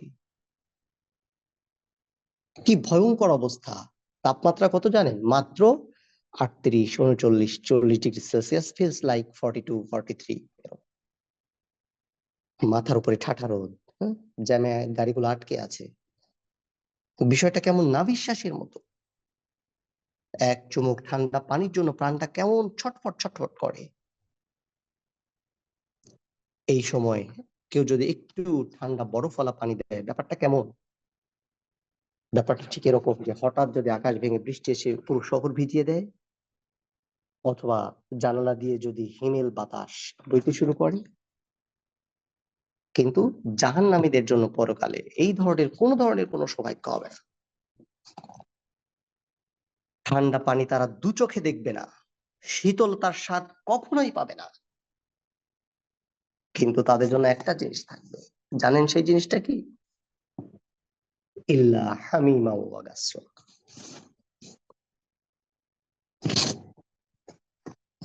তারা কেবল পাবে টকবগে ফুটন্ত পানি আর রক্ত মেশানো, যেটাকে আমরা সংক্ষিপ্ত ভাবে বলছি, খাবারগুলো হবে খুবই বিভৎস। ফুটন্ত টকবগে পানিকে বলা হয় হামিম। ফুটন্ত টকবগে পানিকে বলা হচ্ছে কি? হামিম। কেমন টকবগে? আমরা অনেক সময় চা এবং কফির জন্য পানি গরম করি, এইটা যদি আমাদের সহ্য ক্ষমতার একটু বেশি হয়ে যায়, তখন জিহ্বাটা একটু পুড়ে যায়। জিহ্বাটা যদি একটু পড়ে যায় তখন আলটিমেটলি আপনি কয়েকদিন খাবারের টেস্ট আর ফিল করতে পারেন না।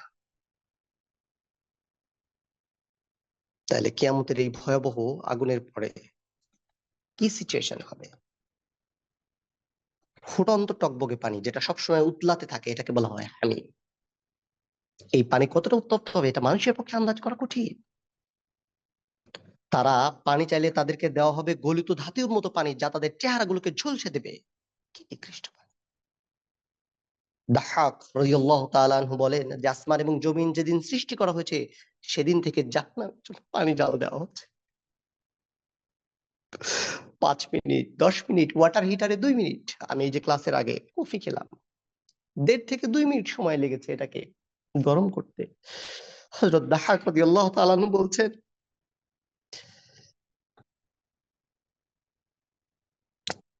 আসমান এবং জমিন যেদিন সৃষ্টি করা হয়েছে সেদিন থেকে জাহান্নামীদের জন্য পানিগুলো জাল দেওয়া হচ্ছে। কিয়ামতের দিন জাহান্নামীদেরকে সেই পানি পান করানো। কখনো কখনো এই উত্তপ্ত পানিকে তাদের মাথার উপরে ঢালা হবে। এটা হচ্ছে হামিম। আর গসাক কি? জাহান্নামীদের পোড়া চামড়া হতে পুঁজ বের হবে, সেগুলোই তাদেরকে খেতে দাও। কতটা বিষাক্ত এবং কতটা দুর্গন্ধময় হবে! এই বর্ণনা এসেছে হযরত আব্দুল্লাহ ইবনে আমর ইবনে আস রাদিয়াল্লাহু তাআলার একটা বাণীতে। এই কথাটাও ইমাম ইবনে রাজব হাম্বলী জাহান্নামের ভয়াবহতা মাকতাবাতুল বায়ানে বর্ণনা করা হয়েছে। সেখানে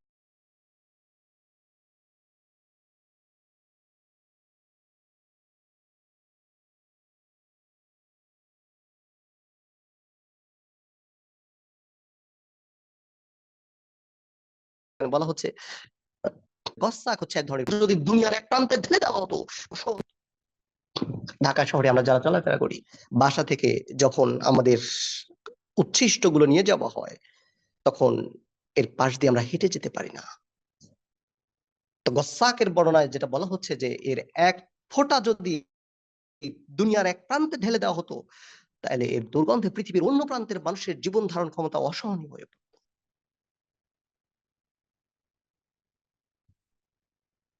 এরপরে আল্লাহ সুবহানাহু ওয়া তাআলা বলছেন এই যে মানুষের শাস্তি ওয়াই তারা এটা কেন পাবে?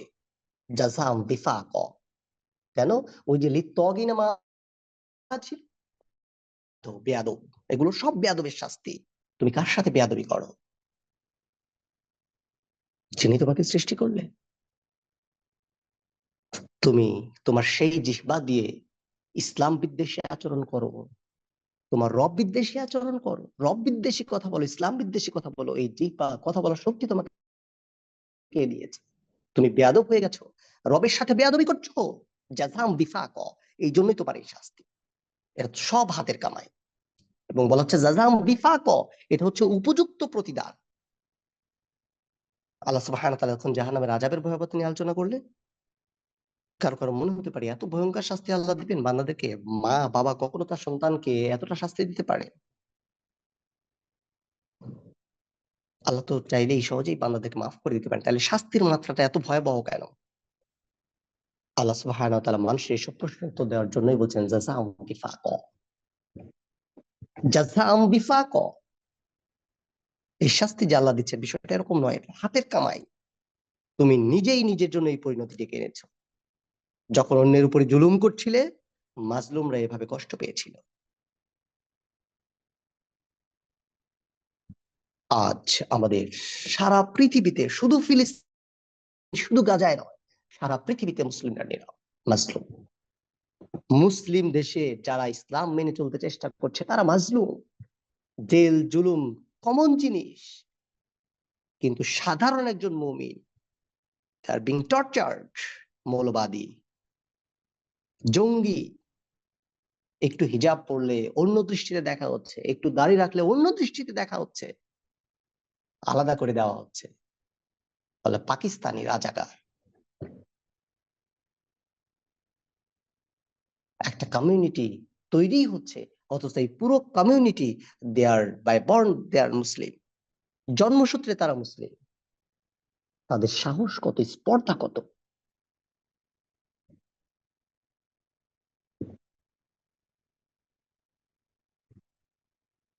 কোরআনের প্রতিদান অর্থে দুইটা শব্দ ব্যবহার করা হয়েছে, খুব কমনলি আমরা জানি। একটা হচ্ছে আজর আর একটা হচ্ছে জাযা।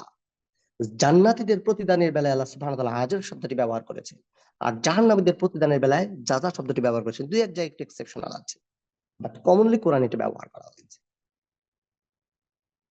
মানুষকে তার কাজের প্রতিদান হিসেবে যা দেওয়া হবে সেটা হচ্ছে জাযা। যতটুকু তার প্রাপ্য ঠিক ততটুকু, এটা হচ্ছে হাতের কামাই। এর বেশি দেওয়া হবে না, অর্থাৎ পাপ যতটুকু করবে ঠিক ততটুকু শাস্তি মানুষকে দেওয়া হবে, এক চুলো বেশি দেওয়া হবে না। কিন্তু জান্নাতীদের প্রতিদানের বেলায় আল্লাহ সুবহানাহু ওয়া তাআলা বলছেন আজ,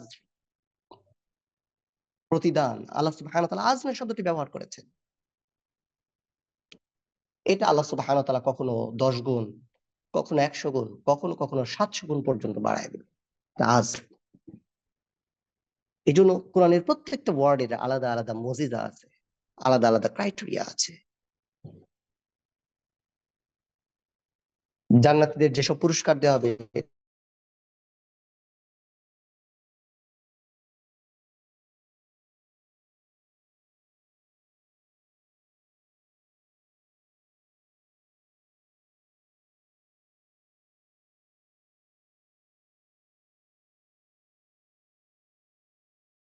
করছি বলে, আল্লাহ আমাদেরকে হাত দিয়েছেন করছি, সারাক্ষণ নিজের ইচ্ছে মতো পরিবেশ মেনটেন করে চলছি। এর জন্য প্রতিদান হিসেবে কি বা হতে পারে? সারা দিন সারা জীবন অফিসের জন্য জীবন দিয়ে দিলেন, কি বারে হবে? দুইটা প্রমোশন আর কয়েকটা ইনক্রিমেন্ট। দিন শেষে তো এটাই প্রাপ্তি আমার আপনার, তাই না? বস যদি অনেক বেশি খুশি হয়ে যায়, কখনো বোনাস ডাবল হয়। ঠিক জান্নাতীদের পুরস্কারের বেলায় আল্লাহ সুবহানাহু ওয়া তাআলা এই শব্দটি ব্যবহার করেছে।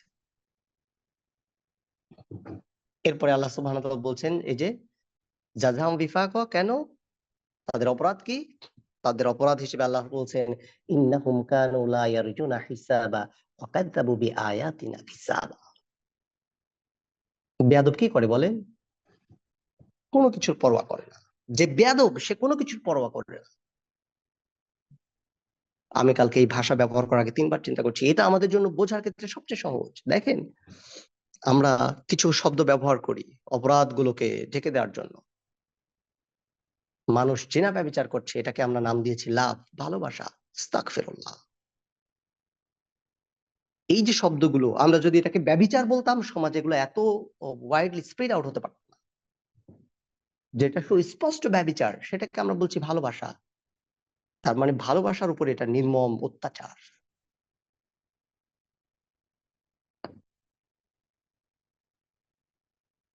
ইন্নাহুম কানু লা ইয়ারজুনা হিসাবা। আপনার আশেপাশে এরকম অহরহ মানুষ দেখবেন, কোনো কিছুর পরোয়া করে না। আপনি হয়তো তাদেরকে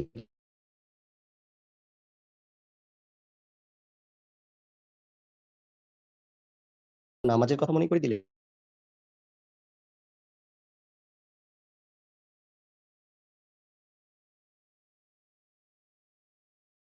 ঈদে যা বলবে করো, ওয়েল ওন, নিজের চকায় তেল দাও। ইভেন আল্লাহর সামনে আল্লাহ সুবহানাহু ওয়া তাআলা এইসব মানুষদেরকে সম্পর্কে বলছেন, ইন্নাহুম কানু লা ইয়ারজুনা হিসাবা। কোনো কিছুর পরোয়া করে না। এদের ব্যাপারেই বলা হচ্ছে লিত্তাগিনা মাআবা। এরা হচ্ছে সেই সব অবাধ্য যাদের জায়গাটা হবে জাহান্নাম।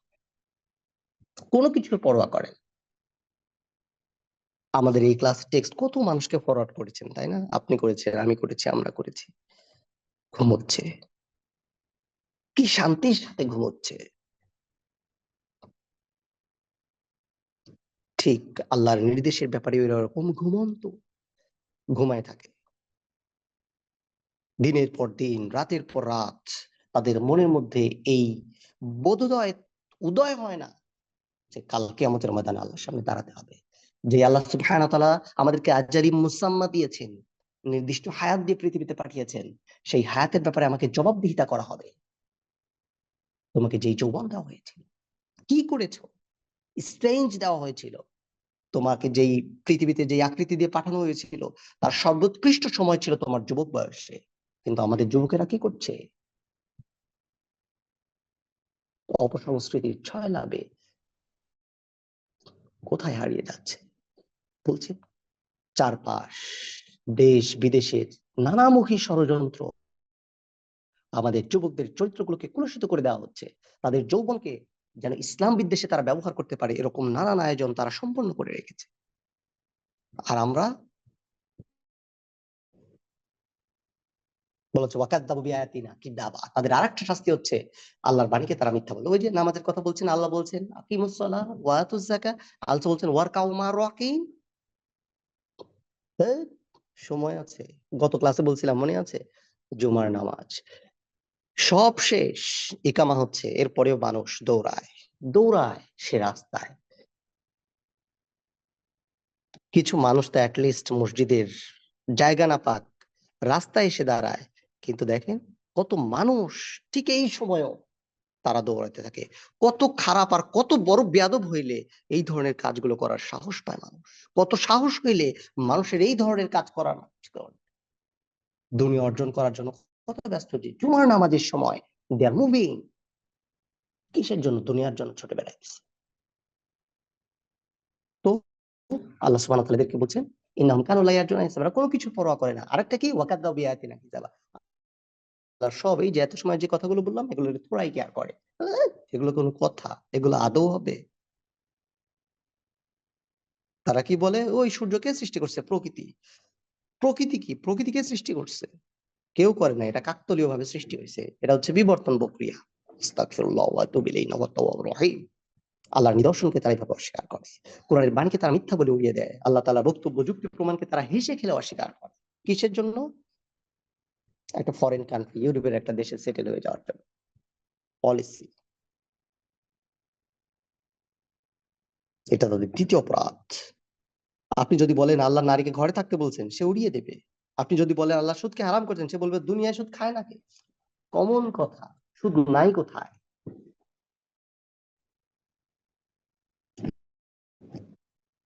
আপনি যদি বলেন পুরুষ হয়ে নারীর বেশভূষা ধারণ করলে আল্লাহ অভিশাপ দেন, সে বলবে দেখতে পুরুষ হলেও মনে মনে আমি একজন নারী, আমি স্বাধীন, আমার যেটা ভালো লাগে আমি সেটাই করব। আল্লাহ সুবহানাহু ওয়া তাআলা এবার বলছেন ঘটনাটা কেমন হবে, ওয়া কুল্লা শাইইন আহসাইনাহু কিতাবা। আহসাইনাহু কিতাবা, তুমি যা মনে করছো তা না, প্রত্যেকের জন্য রেকর্ড বই আছে, সুবিশাল কিতাব। দুজন ফেরেশতা প্রতিনিয়ত সেই বইয়ের পৃষ্ঠা ভারী করছে, কোনো কিছু তাতে বাদ যায় না, সব লিখে রাখা হয়। আল্লাহ বলছেন ওয়ালাকাদ খালাকনাল ইনসান ওয়া না'লামু মা তুওয়াসওয়িসু বিহি নাফসা ওয়া নাহনু আকরাবু ইলাইহি মিন হাবলিল ওয়ারিদ ইয ইয়াতালাক্কাল আনিল ইয়ামিনি ওয়া আনিশ শিমালি কাঈদ মা ইয়ালফিযু মিন কাওলিন ইল্লা লাদাইহি রাকীবুন আতীদ। কোরআনের ভাষাগুলো কত কঠিন। মানুষ বলে ইসলাম কি এত সহজ? উস্তাজ আপনি কথাগুলো এত কঠিন করে কেন বলেন? কি বলছেন আল্লাহ? দেখেন, আমি মানুষ সৃষ্টি করেছি, আমি তার সঙ্গে তার মনের কি গোপন কথা হয় সেটাও আমি জানি। আল্লাহ কি বলছেন? ওয়ানা'লামু মা তুওয়াসওয়িসু বিহি নাফসা, মানুষ তার অন্তরের সাথে কি গোপন কথা বলে, না আলামু, আমি জানি। ওয়ানাহনু আকরাবু ইলাইহি মিন হাবলিল ওয়ারিদ, আমি তার ঘাড়ের রগ যেটাকে বলা হচ্ছে, হ্যাঁ, হাবলুল ওয়ারিদ, সেটার চোখ আছে। যখন মুখোমুখি হয়, হ্যাঁ, একজন ডাইনে বসে একজন বামে বসে, আল্লাহ বলছেন ইয ইয়াতালাক্কাল মুতালাক্কিয়ানি আনিল ইয়ামিনি ওয়ান শিমালি কাঈদ মা ইয়ালফিযু মিন কাওলিন ইল্লা লাদাইহি রাকিবুন আতীদ। সে যে কথাই উচ্চারণ করে তার পাশেই থাকে সদা প্রস্তুত পাহারাদার। আতীদ, রকিব। আতীদ মানে তৎপর, সদা প্রস্তুত, নাথিং উইল বি মিস, কিচ্ছু মিস হবে না। বান্দা যা কিছু করে লিখে রাখার জন্য সে সদা প্রস্তুত থাকে। আর রকিব, দুইজন ফেরেশতা বান্দার সমস্ত কাজ দেখে। রকিব পর্যবেক্ষণ করে। আল্লাহ তো সব জানেন, দেখেন। তারপরে দুজন ফেরেশতা কেন নিয়োগ করা হলো? কারণ তিনি উত্তম বিচারক, মানুষের প্রতি এক চুলো জুলুম করেন না। তিনি সব জানেন, তবুও সাক্ষী রেখে দিলেন, পুরো জীবনটাকে অডিও ভিডিও রেকর্ড করে রেখে দিলেন, যাতে বিচার দিবসে অপরাধীরা কোনো ধরনের কোনো অজুহাত না দেখাতে পারে। বলা হয়ে থাকে পৃথিবীর সবচেয়ে শক্তিশালী নজরদারি ব্যবস্থা, সার্ভিলেন্স সিস্টেম তৈরি করেছে চীন। জনসাধারণের চলাচলের জায়গায়, সড়ক বা যানবাহন, এমনকি মোবাইল বা কম্পিউটার স্ক্রিন পর্যন্ত চেহারা শনাক্ত করার প্রযুক্তি বসিয়েছে দেশটা। দেখেন, আপনারা, আমাদের একজন প্রখ্যাত আলেম শায়খ ইব্রাহিম হাফিজাল্লাহর নাম শুনেছেন? একটা ঘটনা, একটা খুতবার প্রেক্ষাপটে তাকে দেশ ছাড়তে বাধ্য করা হচ্ছে। বর্তমানে তিনি কাতারে অবস্থান করছেন। তো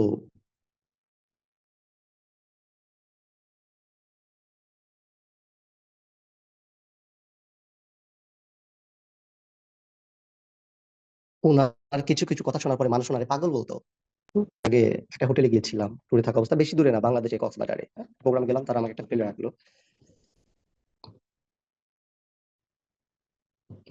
হোটেলে আমাকে যে চাবি দেওয়া হলো সেটা একটা সিম কার্ডের মতো চিপেস্ট কার্ড, সিম কার্ডের মতো চিপেস্ট একটা কার্ড। আমার দরজায় কোনো লক নাই, জাস্ট লকের সামনে এই কার্ড দেওয়ার সাথে সাথে এটা খুলে যায়। আমি যখন বের হয়ে যাই কিছু করতে হয় না, অটো, ইলেকট্রিসিটি থেকে রুম, মানে ইলেকট্রিসিটি থেকে শুরু করে রুমের সব function of, just crystal clear, একদম অফ, লাইট ফ্যান থেকে শুরু করে এভরিথিং, ফ্রিজ ট্রিজ সব। আমি যখন এই কার্ডটা নিয়ে ভালোভাবে দেখতে থাকলাম যে এর মধ্যে আসলে কি আছে, আমি কিছুই খুঁজে পেলাম না। মানে মানুষের মোবাইল তো সিম কার্ডে একটা কিছু দেখা যায়, এই কার্ডের মধ্যে কোনো কিছুর অস্তিত্ব নাই। আমি এটা নিয়ে আবার দেখলাম, ডাইনে করলাম, বামে করলাম, এরপরে ব্যাক পার্ট, ফ্রন্ট পার্ট, প্রত্যেক পার্ট আমি মুভ করার চেষ্টা করলাম। কোনো কিছু, একটা সাইন সিমটম কিচ্ছু দেখা যায় না, একটা চিহ্ন পর্যন্ত নাই। ডাইনে দিলেও যা, বামে দিলেও তাই। আমি ফিল করছিলাম যে মানুষ বাংলাদেশের মতো জায়গায় এরকম একটি অবস্থায় যদি পৌঁছায়, তাহলে আসলে অমুসলিমরা আমাদেরকে নিয়ে কত বড় ধরনের পরিকল্পনা করছে, তারা আসলে প্রযুক্তিগত জায়গা থেকে কত ডেভেলপ করেছে। আর আমরা আছি, আমিন জোরে বলবো কিনা আস্তে বলবো এটা নিয়ে মারামারি কর। পৃথিবীর নেতৃত্ব আল্লাহ কেমনে আমাদের হাতে দিবে, কি করে সম্ভব? মুসলমানরা বোকা হইলে আর কত বোকা থাকবে? তারা আমাদের হৃদয়ের মধ্যে পৌঁছে গেছে। হ্যাঁ, কেন বলছি? শাইখ ইব্রাহিম হাফিজাহুল্লাহ আমাদেরকে একসময় বলেছিলেন যে তারা মোবাইলের মধ্যে এমন এক ধরনের চিপ ব্যবহার করছে যা আমাদের মনকে পড়তে পারবে। মুসলমানরা কি কল্পনা করছে এটা ইহুদিরা জেনে যাচ্ছে। কেন? আল্লাহ যখন বলছেন যে ইয়াতালাক্কাল মুতালাক্কিয়ান আনিল ইয়ামিনি ওয়ান শিমাল কয়িদ, তো আমি আয়াতের ব্যাখ্যায় ওইটি চিন্তা করছিলাম যে আলটিমেটলি আল্লাহ বলছেন আমরা এটা বিশ্বাস করিনি, কিন্তু ব্যাপারটা কি দেখেন, আপনি যদি অনেক ভালো একটা স্মার্টফোন ব্যবহার করেন এবং আপনি যদি মনে মনে কল্পনা করেন যে আপনি একটা ফ্ল্যাট কিনবেন, আপনি সারাদিন দেখতে থাকবেন যে আপনার ফেসবুকে শুধু ফ্ল্যাটের বিজ্ঞপ্তি আপনি লক্ষ্য করছেন। যদি আপনার কাছে একটা প্রপার স্মার্টফোন থাকে এখনকার দিনে, দ্যাটস মিন এখনই তারা আমাদের মনকে রিড করতে পারছে, তারা সেই জায়গায় আছে। আর আমি আপনি পুরো মুসলিম কমিউনিটি কি নিয়ে ব্যস্ত বলেন? এরপর আল্লাহ সুবহানাহু ওয়া তাআলা বলেন ফাযুকু ফালা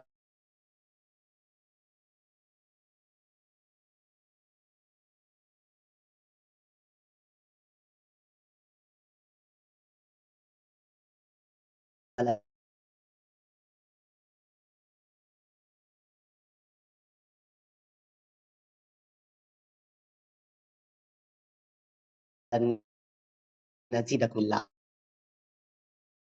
নাজিদাকুমিল্লাহ। কাছে এই আয়াত সম্পর্কে জানতে চাওয়া রাসূল সাল্লাল্লাহু আলাইহি ওয়াসাল্লাম এই আয়াতের ব্যাখ্যায় কোরআনের দুইটা আয়াত শোনান। ইন্নাল্লাযীনা কাফারু বিআয়াতিনা সাউফা নুসলিহিম নার কুল্লামা নাদিজাত জুলুদুহুম বাদদালনাহুম জুলুদান গায়রাহা লিয়াযুকুল আযাব ইন্নাল্লাহা কানা আজিজান হাকীমা। যখন তাদেরকে আল্লাহ রাসূল সাল্লাল্লাহু আলাইহি ওয়াসাল্লামের কাছে এই আয়াতের সম্পর্কে জিজ্ঞেস করা হলো,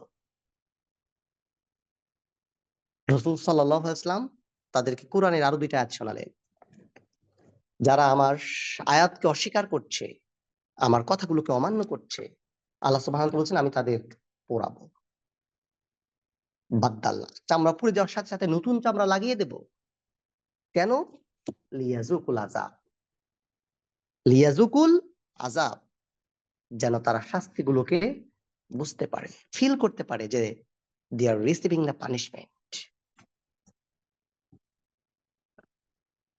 আল্লাহ সুবহানাহু ওয়া তাআলা এরপরে কি বলছেন জানেন? কুল্লামা খাবাত জিদনাহুম সাইরা, আগুনের প্রকোপ কমে আসার সাথে সাথে লেলিহান শিখা আরো বাড়িয়ে দেওয়া হয়। রান্না করছে, চুলায় জাল একটু কমে গেছে, এরপরে এখানে আরেকটু শুকনা টাইপের খড়ি দেওয়া হচ্ছে যেন আগুনের এই লেলিহানটা আরেকটু বেড়ে যায়। আল্লাহ সুবহানাহু ওয়া তাআলা এটাকেই বলছেন কুল্লামা খাবাত জিদনাহুম সাইরা।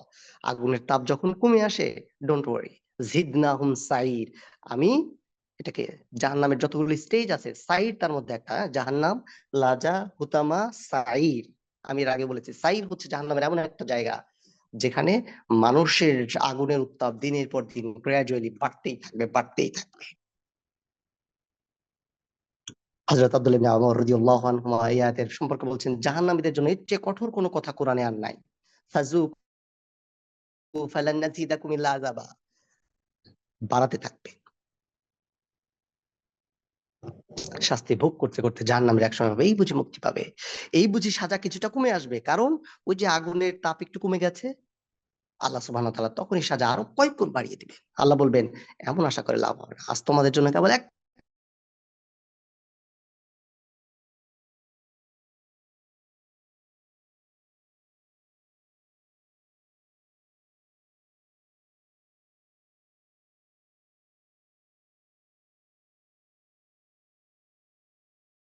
ডক্টর শোয়েব আহমদ, ডক্টর আব্দুল্লাহ জাহাঙ্গীর রহমাল্লাহর খুব কাছের বন্ধু ছিলেন। আমরা বিশ্ববিদ্যালয় জীবনে যতদিন জুমার নামাজ পড়েছি, প্রত্যেকটা জুমার নামাজে তিনি কোরআনের এই আয়াত তেলাওয়াত করতেন। আমার মাঝে মাঝে খুব বিরক্তি লাগতো, কিন্তু যখন আমি সূরা নাবার তাফসীর পড়ছিলাম, তখন আমি ফিল করছিলাম যে আসলে উনি কেন বলতেন। তখন তো অর্থ শুনতাম না, বুঝতাম না, কোন রকম গিয়ে নামাজ পড়তাম। বিশ্ববিদ্যালয় কেন্দ্রীয় মসজিদ সাধারণত এমন একটা জায়গা থাকে, হল থেকে অনেক দূরে, একদম শেষ প্রান্তে। তিনি নামাজে একদম খুতবা শেষে বলতেন একদম দরাজ কণ্ঠে, ইন্না লিল মুত্তাকিনা মাফাজা হাদাইকা ওয়া আনাবা ওয়া কাওয়াইবা তুরাবা ওয়া কাসান দিহাকা লা ইয়াসমাউনা ফিহা লাগওয়া ওয়ালা কিসাবা জাযাম মির রাব্বিকা আতাআন হিসাবা। দারাজ কণ্ঠে প্রতিদিন বলতেন। সর্বশেষ আমি এই সূরা নাবার তাফসীর দিয়ে যখন রমাদানের মধ্যে চিন্তা করছিলাম, তখন আসলে বুঝলাম যে আসলে কেন তিনি এভাবে বলতেন। আল্লাহ সুবহানাহু ওয়া তাআলার অবাধ্যতা থেকে যারা দূরে থাকে, একটা হচ্ছে কি বেয়াদব, হ্যাঁ, যাদের কথা এত সময় বলা হলো, আর আদবওয়ালা মানুষের ব্যাপারগুলো কেমন হবে। আল্লাহ সুবহানাহু ওয়া তাআলা বলছেন ইন্না লিল মুত্তাকিনা মাফাজা। মানুষ খুব সহজেই ভুলে যায়, ভুলে যাওয়া মানুষের প্রকৃতিগত স্বভাব। এজন্য কোরআন আমাদের কি বলছে, বারবার স্মরণ করিয়ে দিচ্ছে যেন আমরা গুলাই না ফেলি। আরবিতে এটাকে সাহিত্যের পরিভাষায় বলা হয় মাসানি, ইংরেজিতে বলা হয় এন্টিথিসিস। কোরআন যখন পুরুষকে নিয়ে আলোচনা করে, পরে আয়াতে আবার নারীর মাধ্যমে পরিচয় করিয়ে দেয়, যেন পুরুষ আর নারীর মাঝে পার্থক্য গুলিয়ে না ফেলে।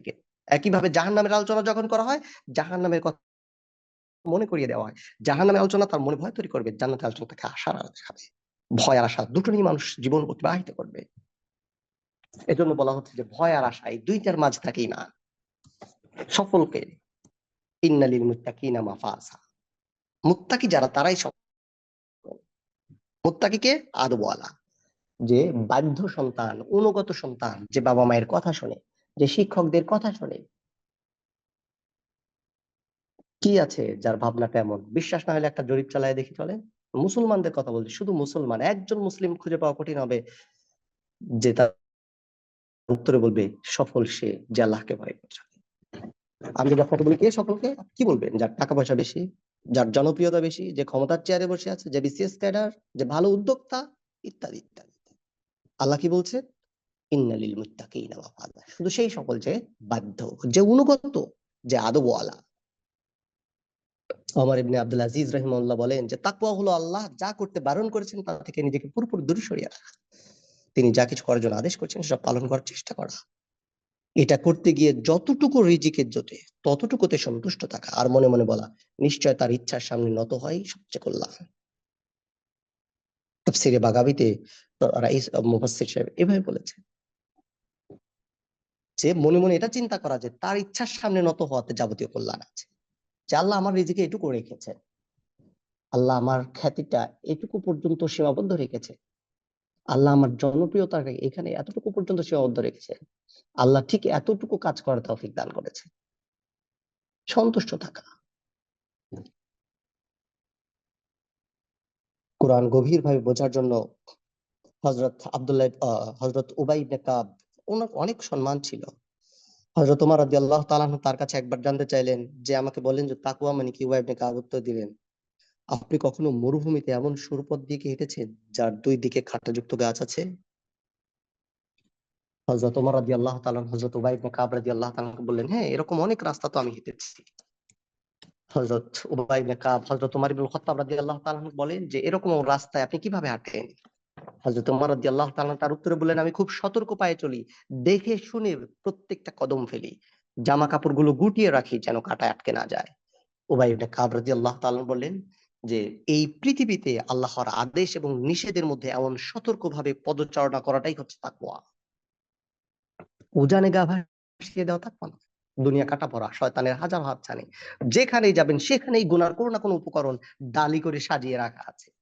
সেই সব থেকে নিজেকে যে বাঁচাবে সেই সফল।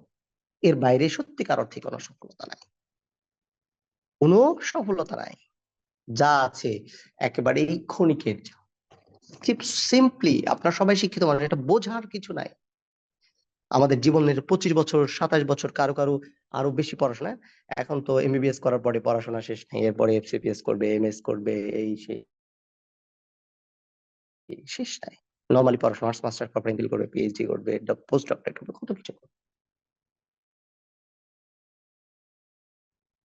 স্বাভাবিকভাবে পড়াশোনা করলেও 25 বছর 27 বছর শেষ।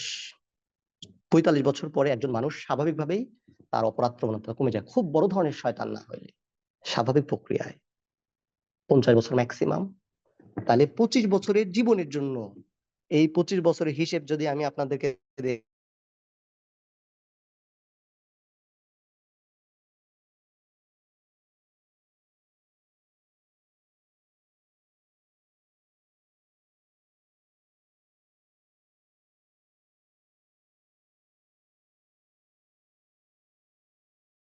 হ্যাঁ, খুব কমন কথা, একদম বাস্তব উপভোগ করে যে জীবন আমরা, সেই কমনলি আপনি চিন্তা করেন যে আপনি ছেলে মানুষ সেলুনে কাটায় কত সময়, রাস্তায় কাটায় কত সময়, বিপদে আপদে কাটায় কত সময়, কষ্ট নিয়ে চিন্তা করে কত সময়, হাসপাতালে থাকে কত সময়, খাবার দাবার, ওয়াশরুম, গোসল এগুলোতে যায় কত সময়। তাহলে সেই হিসেব করে সব বাচ্চা দিয়েও যদি আপনি চিন্তা করেন, তাহলে হিসেব করে দেখবেন যে 3 থেকে 4 বছর এইটুকু সময় থাকে উপভোগ করার সময়। একজন মানুষের যদি বিবেক থাকে, আল্লাহ সুবহানাহু ওয়া তাআলা যাদেরকে সম্পর্কে কোরআনে বলছেন উলিল আলবাব, উলিল আবসার, আফালা ইয়াকিলুন আফালা তাদাব্বারুন। হ্যাঁ? এই 3-4 বছরের সময়টাকে উপভোগ করার জন্য পুরো জীবন বরবাদ। কোন মানুষ, বিবেক সম্পন্ন কোন মানুষের কি এই চিন্তা আছে? একজন মানুষ তার জীবনকে উপভোগ করার জন্য এই 3-4 বছর সময় পায়। Can you believe it? আমরা 27 বছর ধরে চেষ্টা করি এই 3-4 বছরের জীবন উপভোগ করার জন্য। এর বেশি আপনি পারেন না। এর বেশি আপনি পারেন না। কিন্তু এটার বিনিময়ে আল্লাহ কি দিবেন জানেন? বলা হচ্ছে হাদাইকা ওয়া আনাবা, রকমারি বাগান যেখানে থাকবে আঙ্গুর।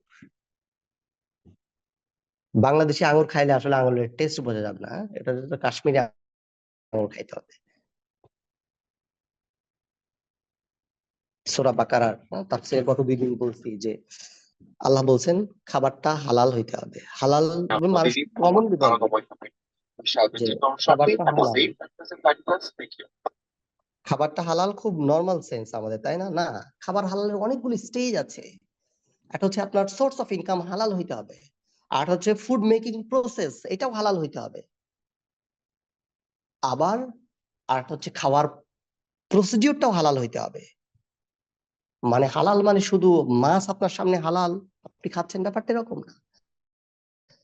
এই মাছ হালাল হয়ে যাওয়ার অনেকগুলো প্রসিডিউর আছে। এটা আর্নিং প্রসেস, এটার প্রিপেয়ারিং প্রসেস, এটার কুকিং প্রসেস, এবং এইটার আপনার কি বলে খাওয়ার যে প্রসেস, প্রত্যেকটা প্রসেস হালাল হইতে হবে। এটাকে বলে হালাল। হালাল আর তাইয়্যিবা। সূরা বাকারা তাফসীরে বলতেছিলাম আজ 2 দিন ধরে লাস্টলি। It's not easy.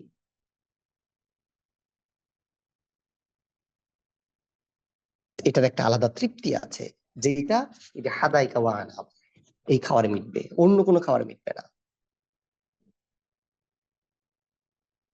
বড় এনজিও, মাল্টিন্যাশনাল কোম্পানি কিংবা বিদেশি সংস্থায় চাকরির সুযোগ, কম দামে ফ্ল্যাট কেনার অফার পেয়েছেন, হুটহাট টাকা বায়না দিয়ে বসেন। অফারটির সাথে আসলে অন্য কোনো যোগসাজশ আছে কিনা যাচাই করেছে, খোঁজ খবর নিয়েছে। অনেক স্যাক্রিফাইস, অল্পতে তুষ্ট থাকতে হয়, কম খেয়ে বসে হাসি মুখ রাখতে হয়, মলিন পোশাকেও তৃপ্ত থাকতে হয়। এটার বেস্ট এক্সাম্পল হচ্ছে আমাদের দেশের ইমাম সাহেবরা। হ্যাঁ, তারা অনেক অযোগ্য, তারা অনেক নির্যাতিত, অনেক নিপীড়িত। ক্যান ইমাজিন 4, 5, 6, 7, 8, 10,000 টাকা কিভাবে এই দুর্গতির দিনেও তারা সংসার চলে। তাদেরও বাচ্চা কাচ্চা তারা লালন পালন করে, তাদের সংসারও তারা চালায়। How can imagine? অথচ এমন অনেকেই আছে আমরা যাদের একদিনের নাস্তার টাকা তাদের পুরো মাসের সংসার। ফিলিস্তিনের জন্য যখন আমরা কাজ করছিলাম, দেখেন একটা জিনিসের দাম 10 গুণ পর্যন্ত বেড়ে গেছে। 10 গুণ। 1,000 টাকার বাজার তাদেরকে 10,000 টাকা দিয়ে করতে হচ্ছে।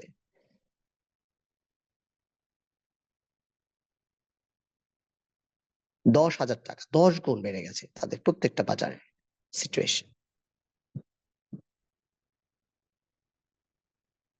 বান্দার এই ত্যাগ সম্পর্কে আল্লাহ সুবহানাহু ওয়া তাআলা বেখবর নন, তিনি খুশি হন। এমন বান্দাদের প্রতি সন্তুষ্ট হয়ে তিনি বলছেন, ইন্নালিল মুত্তাকিনা মাফাজা হাদাইকা ওয়ান নাহর। হ্যাঁ, যা ইচ্ছা তাই খাও, এটাই হচ্ছে তোমার প্রতিদান। দুনিয়াতে তুমি কোন খাইছো? প্রতিদান বেহিসেবে রিজেক, বিগাইরি হিসাব। যা পাবে সব তোমার। যেগুলো স্বাদ বৈচিত্র্যে আসবে ক্ষণে ক্ষণে, এক ঘন্টা আসবে না। কিন্তু একই টেস্ট হবে না, কিছুক্ষণ পর পর চেঞ্জ হবে। শুধু তাই, আপনার যিনি সঙ্গ থাকবে, এই সঙ্গের সৌন্দর্য দিন দিন বাড়তে থাকবে। জাহান্নামীদের শাস্তি যেরকম দিনের পর দিন বাড়তে থাকবে, জান্নাতীদের সুযোগ সুবিধা এরকম দিনের পর দিন বাড়তে থাকবে। এরপরে কি বলছে দেখেন, সবচেয়ে কাঙ্ক্ষিত যে জিনিস আমাদের জন্য, ওয়াকাওয়াই বা ত্রবা, উত্তম সঙ্গী দেওয়া হবে। উত্তম সঙ্গী সমবয়সী। আত্রব শব্দটি তুরাব শব্দ থেকে আসছে। মুমিন পুরুষকে যে মাটি দিয়ে তৈরি করা হয়েছে, জান্নাতে তার জন্য মাটি দিয়ে একটা জীবন সঙ্গিনী তৈরি করা হবে। তার মানে তাদের মধ্যে চমৎকার মেলবন্ধন থাকবে, তারা হবে একই মেজাজের, একজন আরেকজনকে পুরোটুকু বুঝবে। দুনিয়াতে স্বামীদের খুব কমন অভিযোগ, আমার স্ত্রী আমাকে বুঝে না। ঠিক একই অভিযোগ স্ত্রীদেরও, তুমি আমাকে বুঝলে না, সারা জীবন সংসার করার পরেও তুমি আমাকে বুঝলে না। জান্নাতে এরকম কোনো অভিযোগ থাকবে না, চমৎকার বুঝতে পারবে, বোঝাপড়ায় কোনো ঘাটতি থাকবে না। আতরাবের ব্যাখ্যায় রাইসুল মুফাসসিরিন হযরত আব্দুল্লাহ ইবনে আব্বাস রাদিয়াল্লাহু তাআলা বলেছেন, আতরাব মানে হচ্ছে সমবয়সী নারী যাদের বয়স হবে 33। অর্থাৎ তারা রূপের দিক থেকে, যৌবনের দিক থেকে, মানসিকতার দিক থেকে, বোধগম্যের দিক থেকে একদম পরিপূর্ণ থাকবে। কোরআনে বিভিন্ন জায়গায় এদেরকেই বলা হয়েছে হুর, যাদের চোখ হবে সুন্দর, ঠিক যেন সুরক্ষিত মুক্তা, যেন মানিক পাথর, যেন মুক্তার মতো উজ্জ্বল। তাদের চাহনি হবে অবনত। ইতিপূর্বে তাদেরকে না কোনো মানুষ স্পর্শ করেছে আর না কোনো তীর। তারা হবে উচ্চ মর্যাদা সম্পন্ন, তারা হবে কুমারী, প্রেমময়ী, প্রিয়ভাষিনী, সমবয়সী, সর্বোত্তম চরিত্রের এবং চমৎকার সুন্দর গড়নের সঙ্গী। তারা থাকবে পরিচ্ছন্ন, ঠিক যেন উট পাখির লুকিয়ে রাখা ডিমের মতো নিষ্কলুষ, পুত পবিত্র। সূরা ওয়াকিয়া, সূরা রহমান, সূরা ওয়াকিয়া এবং সূরা বাকারা, সূরা সফফাত, এই যে আয়াতগুলো বললাম, এগুলোতে জান্নাতি সঙ্গীর, হ্যাঁ, আমাদের কোরআনগুলোতে লেখা আছে আলটিমেটলি এগুলো সব কি হবে, জান্নাতি নারী। এগুলো হচ্ছে সঙ্গী, হ্যাঁ, বিপরীত লিঙ্গের জন্য সব। আল্লাহ সুবহানাহু ওয়া তাআলা সবাইকে পরিপূর্ণভাবে সব ভোগ করবে সে। আমরা সূরা পড়ি কিন্তু ফিল করি না, হ্যাঁ? দুনিয়ায় বিপরীত লিঙ্গের একজন মানুষের জন্য আমাদের কত অ্যাট্রাকশন। আল্লাহ সুবহানাহু ওয়া তাআলা কেমন সুন্দর সঙ্গী তৈরি করবেন আমাদের জন্য বলে দিচ্ছে। এগুলো যদি মানুষ জানতো, তাহলে দুনিয়ায় এইসব উল্টাপাল্টা মানুষ এই কাজগুলো করে বেড়াইতো না। রাসূল সাল্লাল্লাহু আলাইহি ওয়াসাল্লাম বলেছেন, জান্নাতের একজন নারী যদি দুনিয়া দিকে একবার উঁকি দিত, তাহলে পুরো দুনিয়া আলোকিত হয়ে যেত, সুগন্ধিতে দুনিয়া ছেয়ে যেত। তার মাথায় যে ওড়নাটা থাকবে, তা গোটা দুনিয়ায় যা কিছু আছে তার চেয়ে মূল্যবান। বুখারী শরীফের 2643 নম্বর হাদিস, আজকেই খুলে দেখেন না।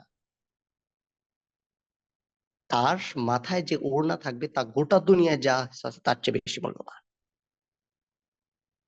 এই দুনিয়ায় কি অ্যাচিভ করতে পারবেন? নাহলে বনানীতে অথবা বারিধারায় অথবা ঢাকায় অথবা গুলশানে অথবা ধানমন্ডিতে ম্যাক্সিমাম একটা ডুপ্লেক্স বাড়ি, এই তো।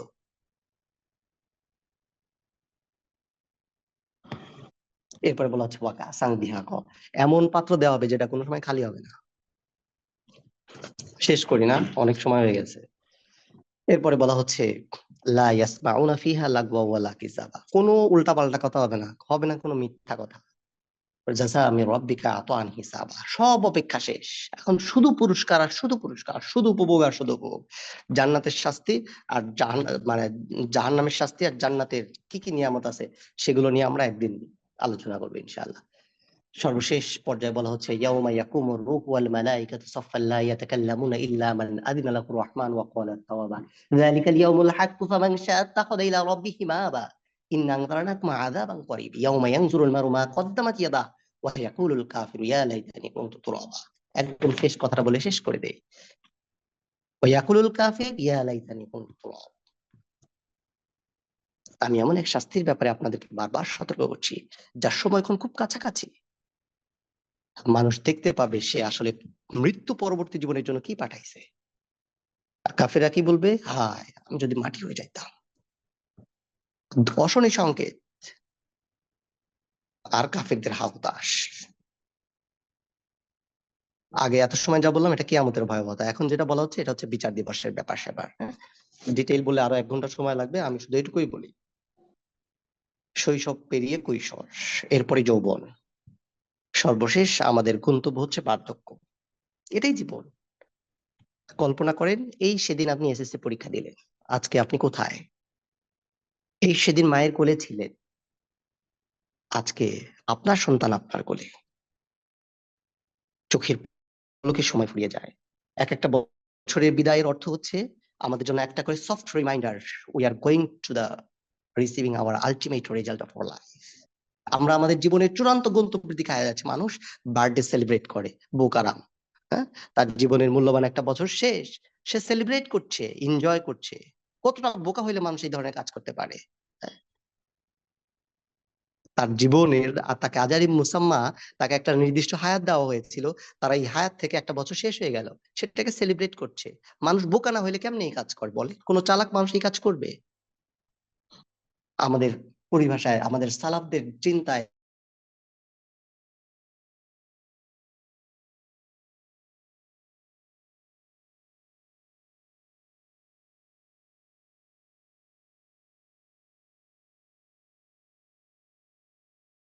আমাদের জীবন হচ্ছে এরকম বরফের মতো গলে গলে যাচ্ছে, করছে।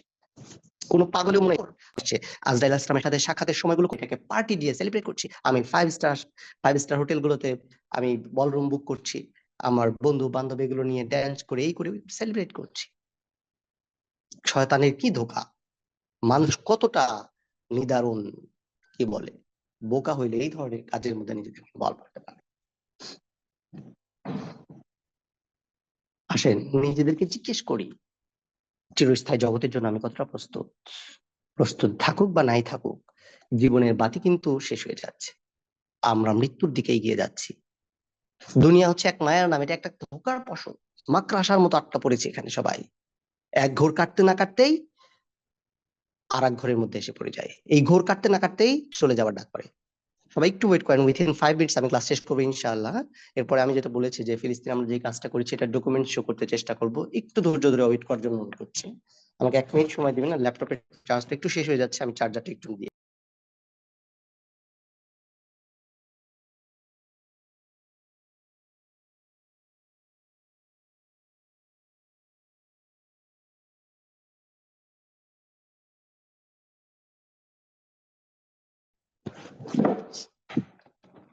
যেটা বলছিলাম যে আল্লাহ সুবহানাহু ওয়া তাআলা কেন আমাদেরকে এই দুনিয়ায় পাঠালেন, কি জন্য? শুধু তাই নয়, আল্লাহ সুবহানাহু ওয়া তাআলা কেন আমাদেরকে এই প্রতিনিধি করে পাঠিয়েছে? এজন্য কাফেরদের যেই হতাশ হবে, ইয়াউমা ইয়াকুলুল কাফিরু ইয়া লাইতানি কুনতু তুরাবা। আর যদি আমরা মাটি হয়ে যেতাম? হযরত আবু বকর রাদিয়াল্লাহু তাআলা বলতেন, হায় আমি যদি মানুষ না হয়ে গাছ হতাম, লোকে আমাকে কেটে ফেলতো। অমনি আমি আমি আমার অস্তিত্ব থেকে হারিয়ে যেতাম, আমাকে পরকালের বিচারের মুখোমুখি হতো না। ইমাম আহমদ ইবনে হাম্বল সাহাবীদের চোখে দুনিয়া, এই গ্রন্থে ঠিক এভাবে লিখেছেন। সিদ্দিক আকবরের বর্ণনা ঠিক এভাবে আসছে, তিনি বলতেন আমি যদি মানুষ না হয়ে গাছ হতাম তাহলে লোকেরা আমাকে কেটে ফেলতো, আমি অস্তিত্ব থেকে হারিয়ে যেতাম, আমাকে পরকালের বিচারের মুখোমুখি হতে হতো না।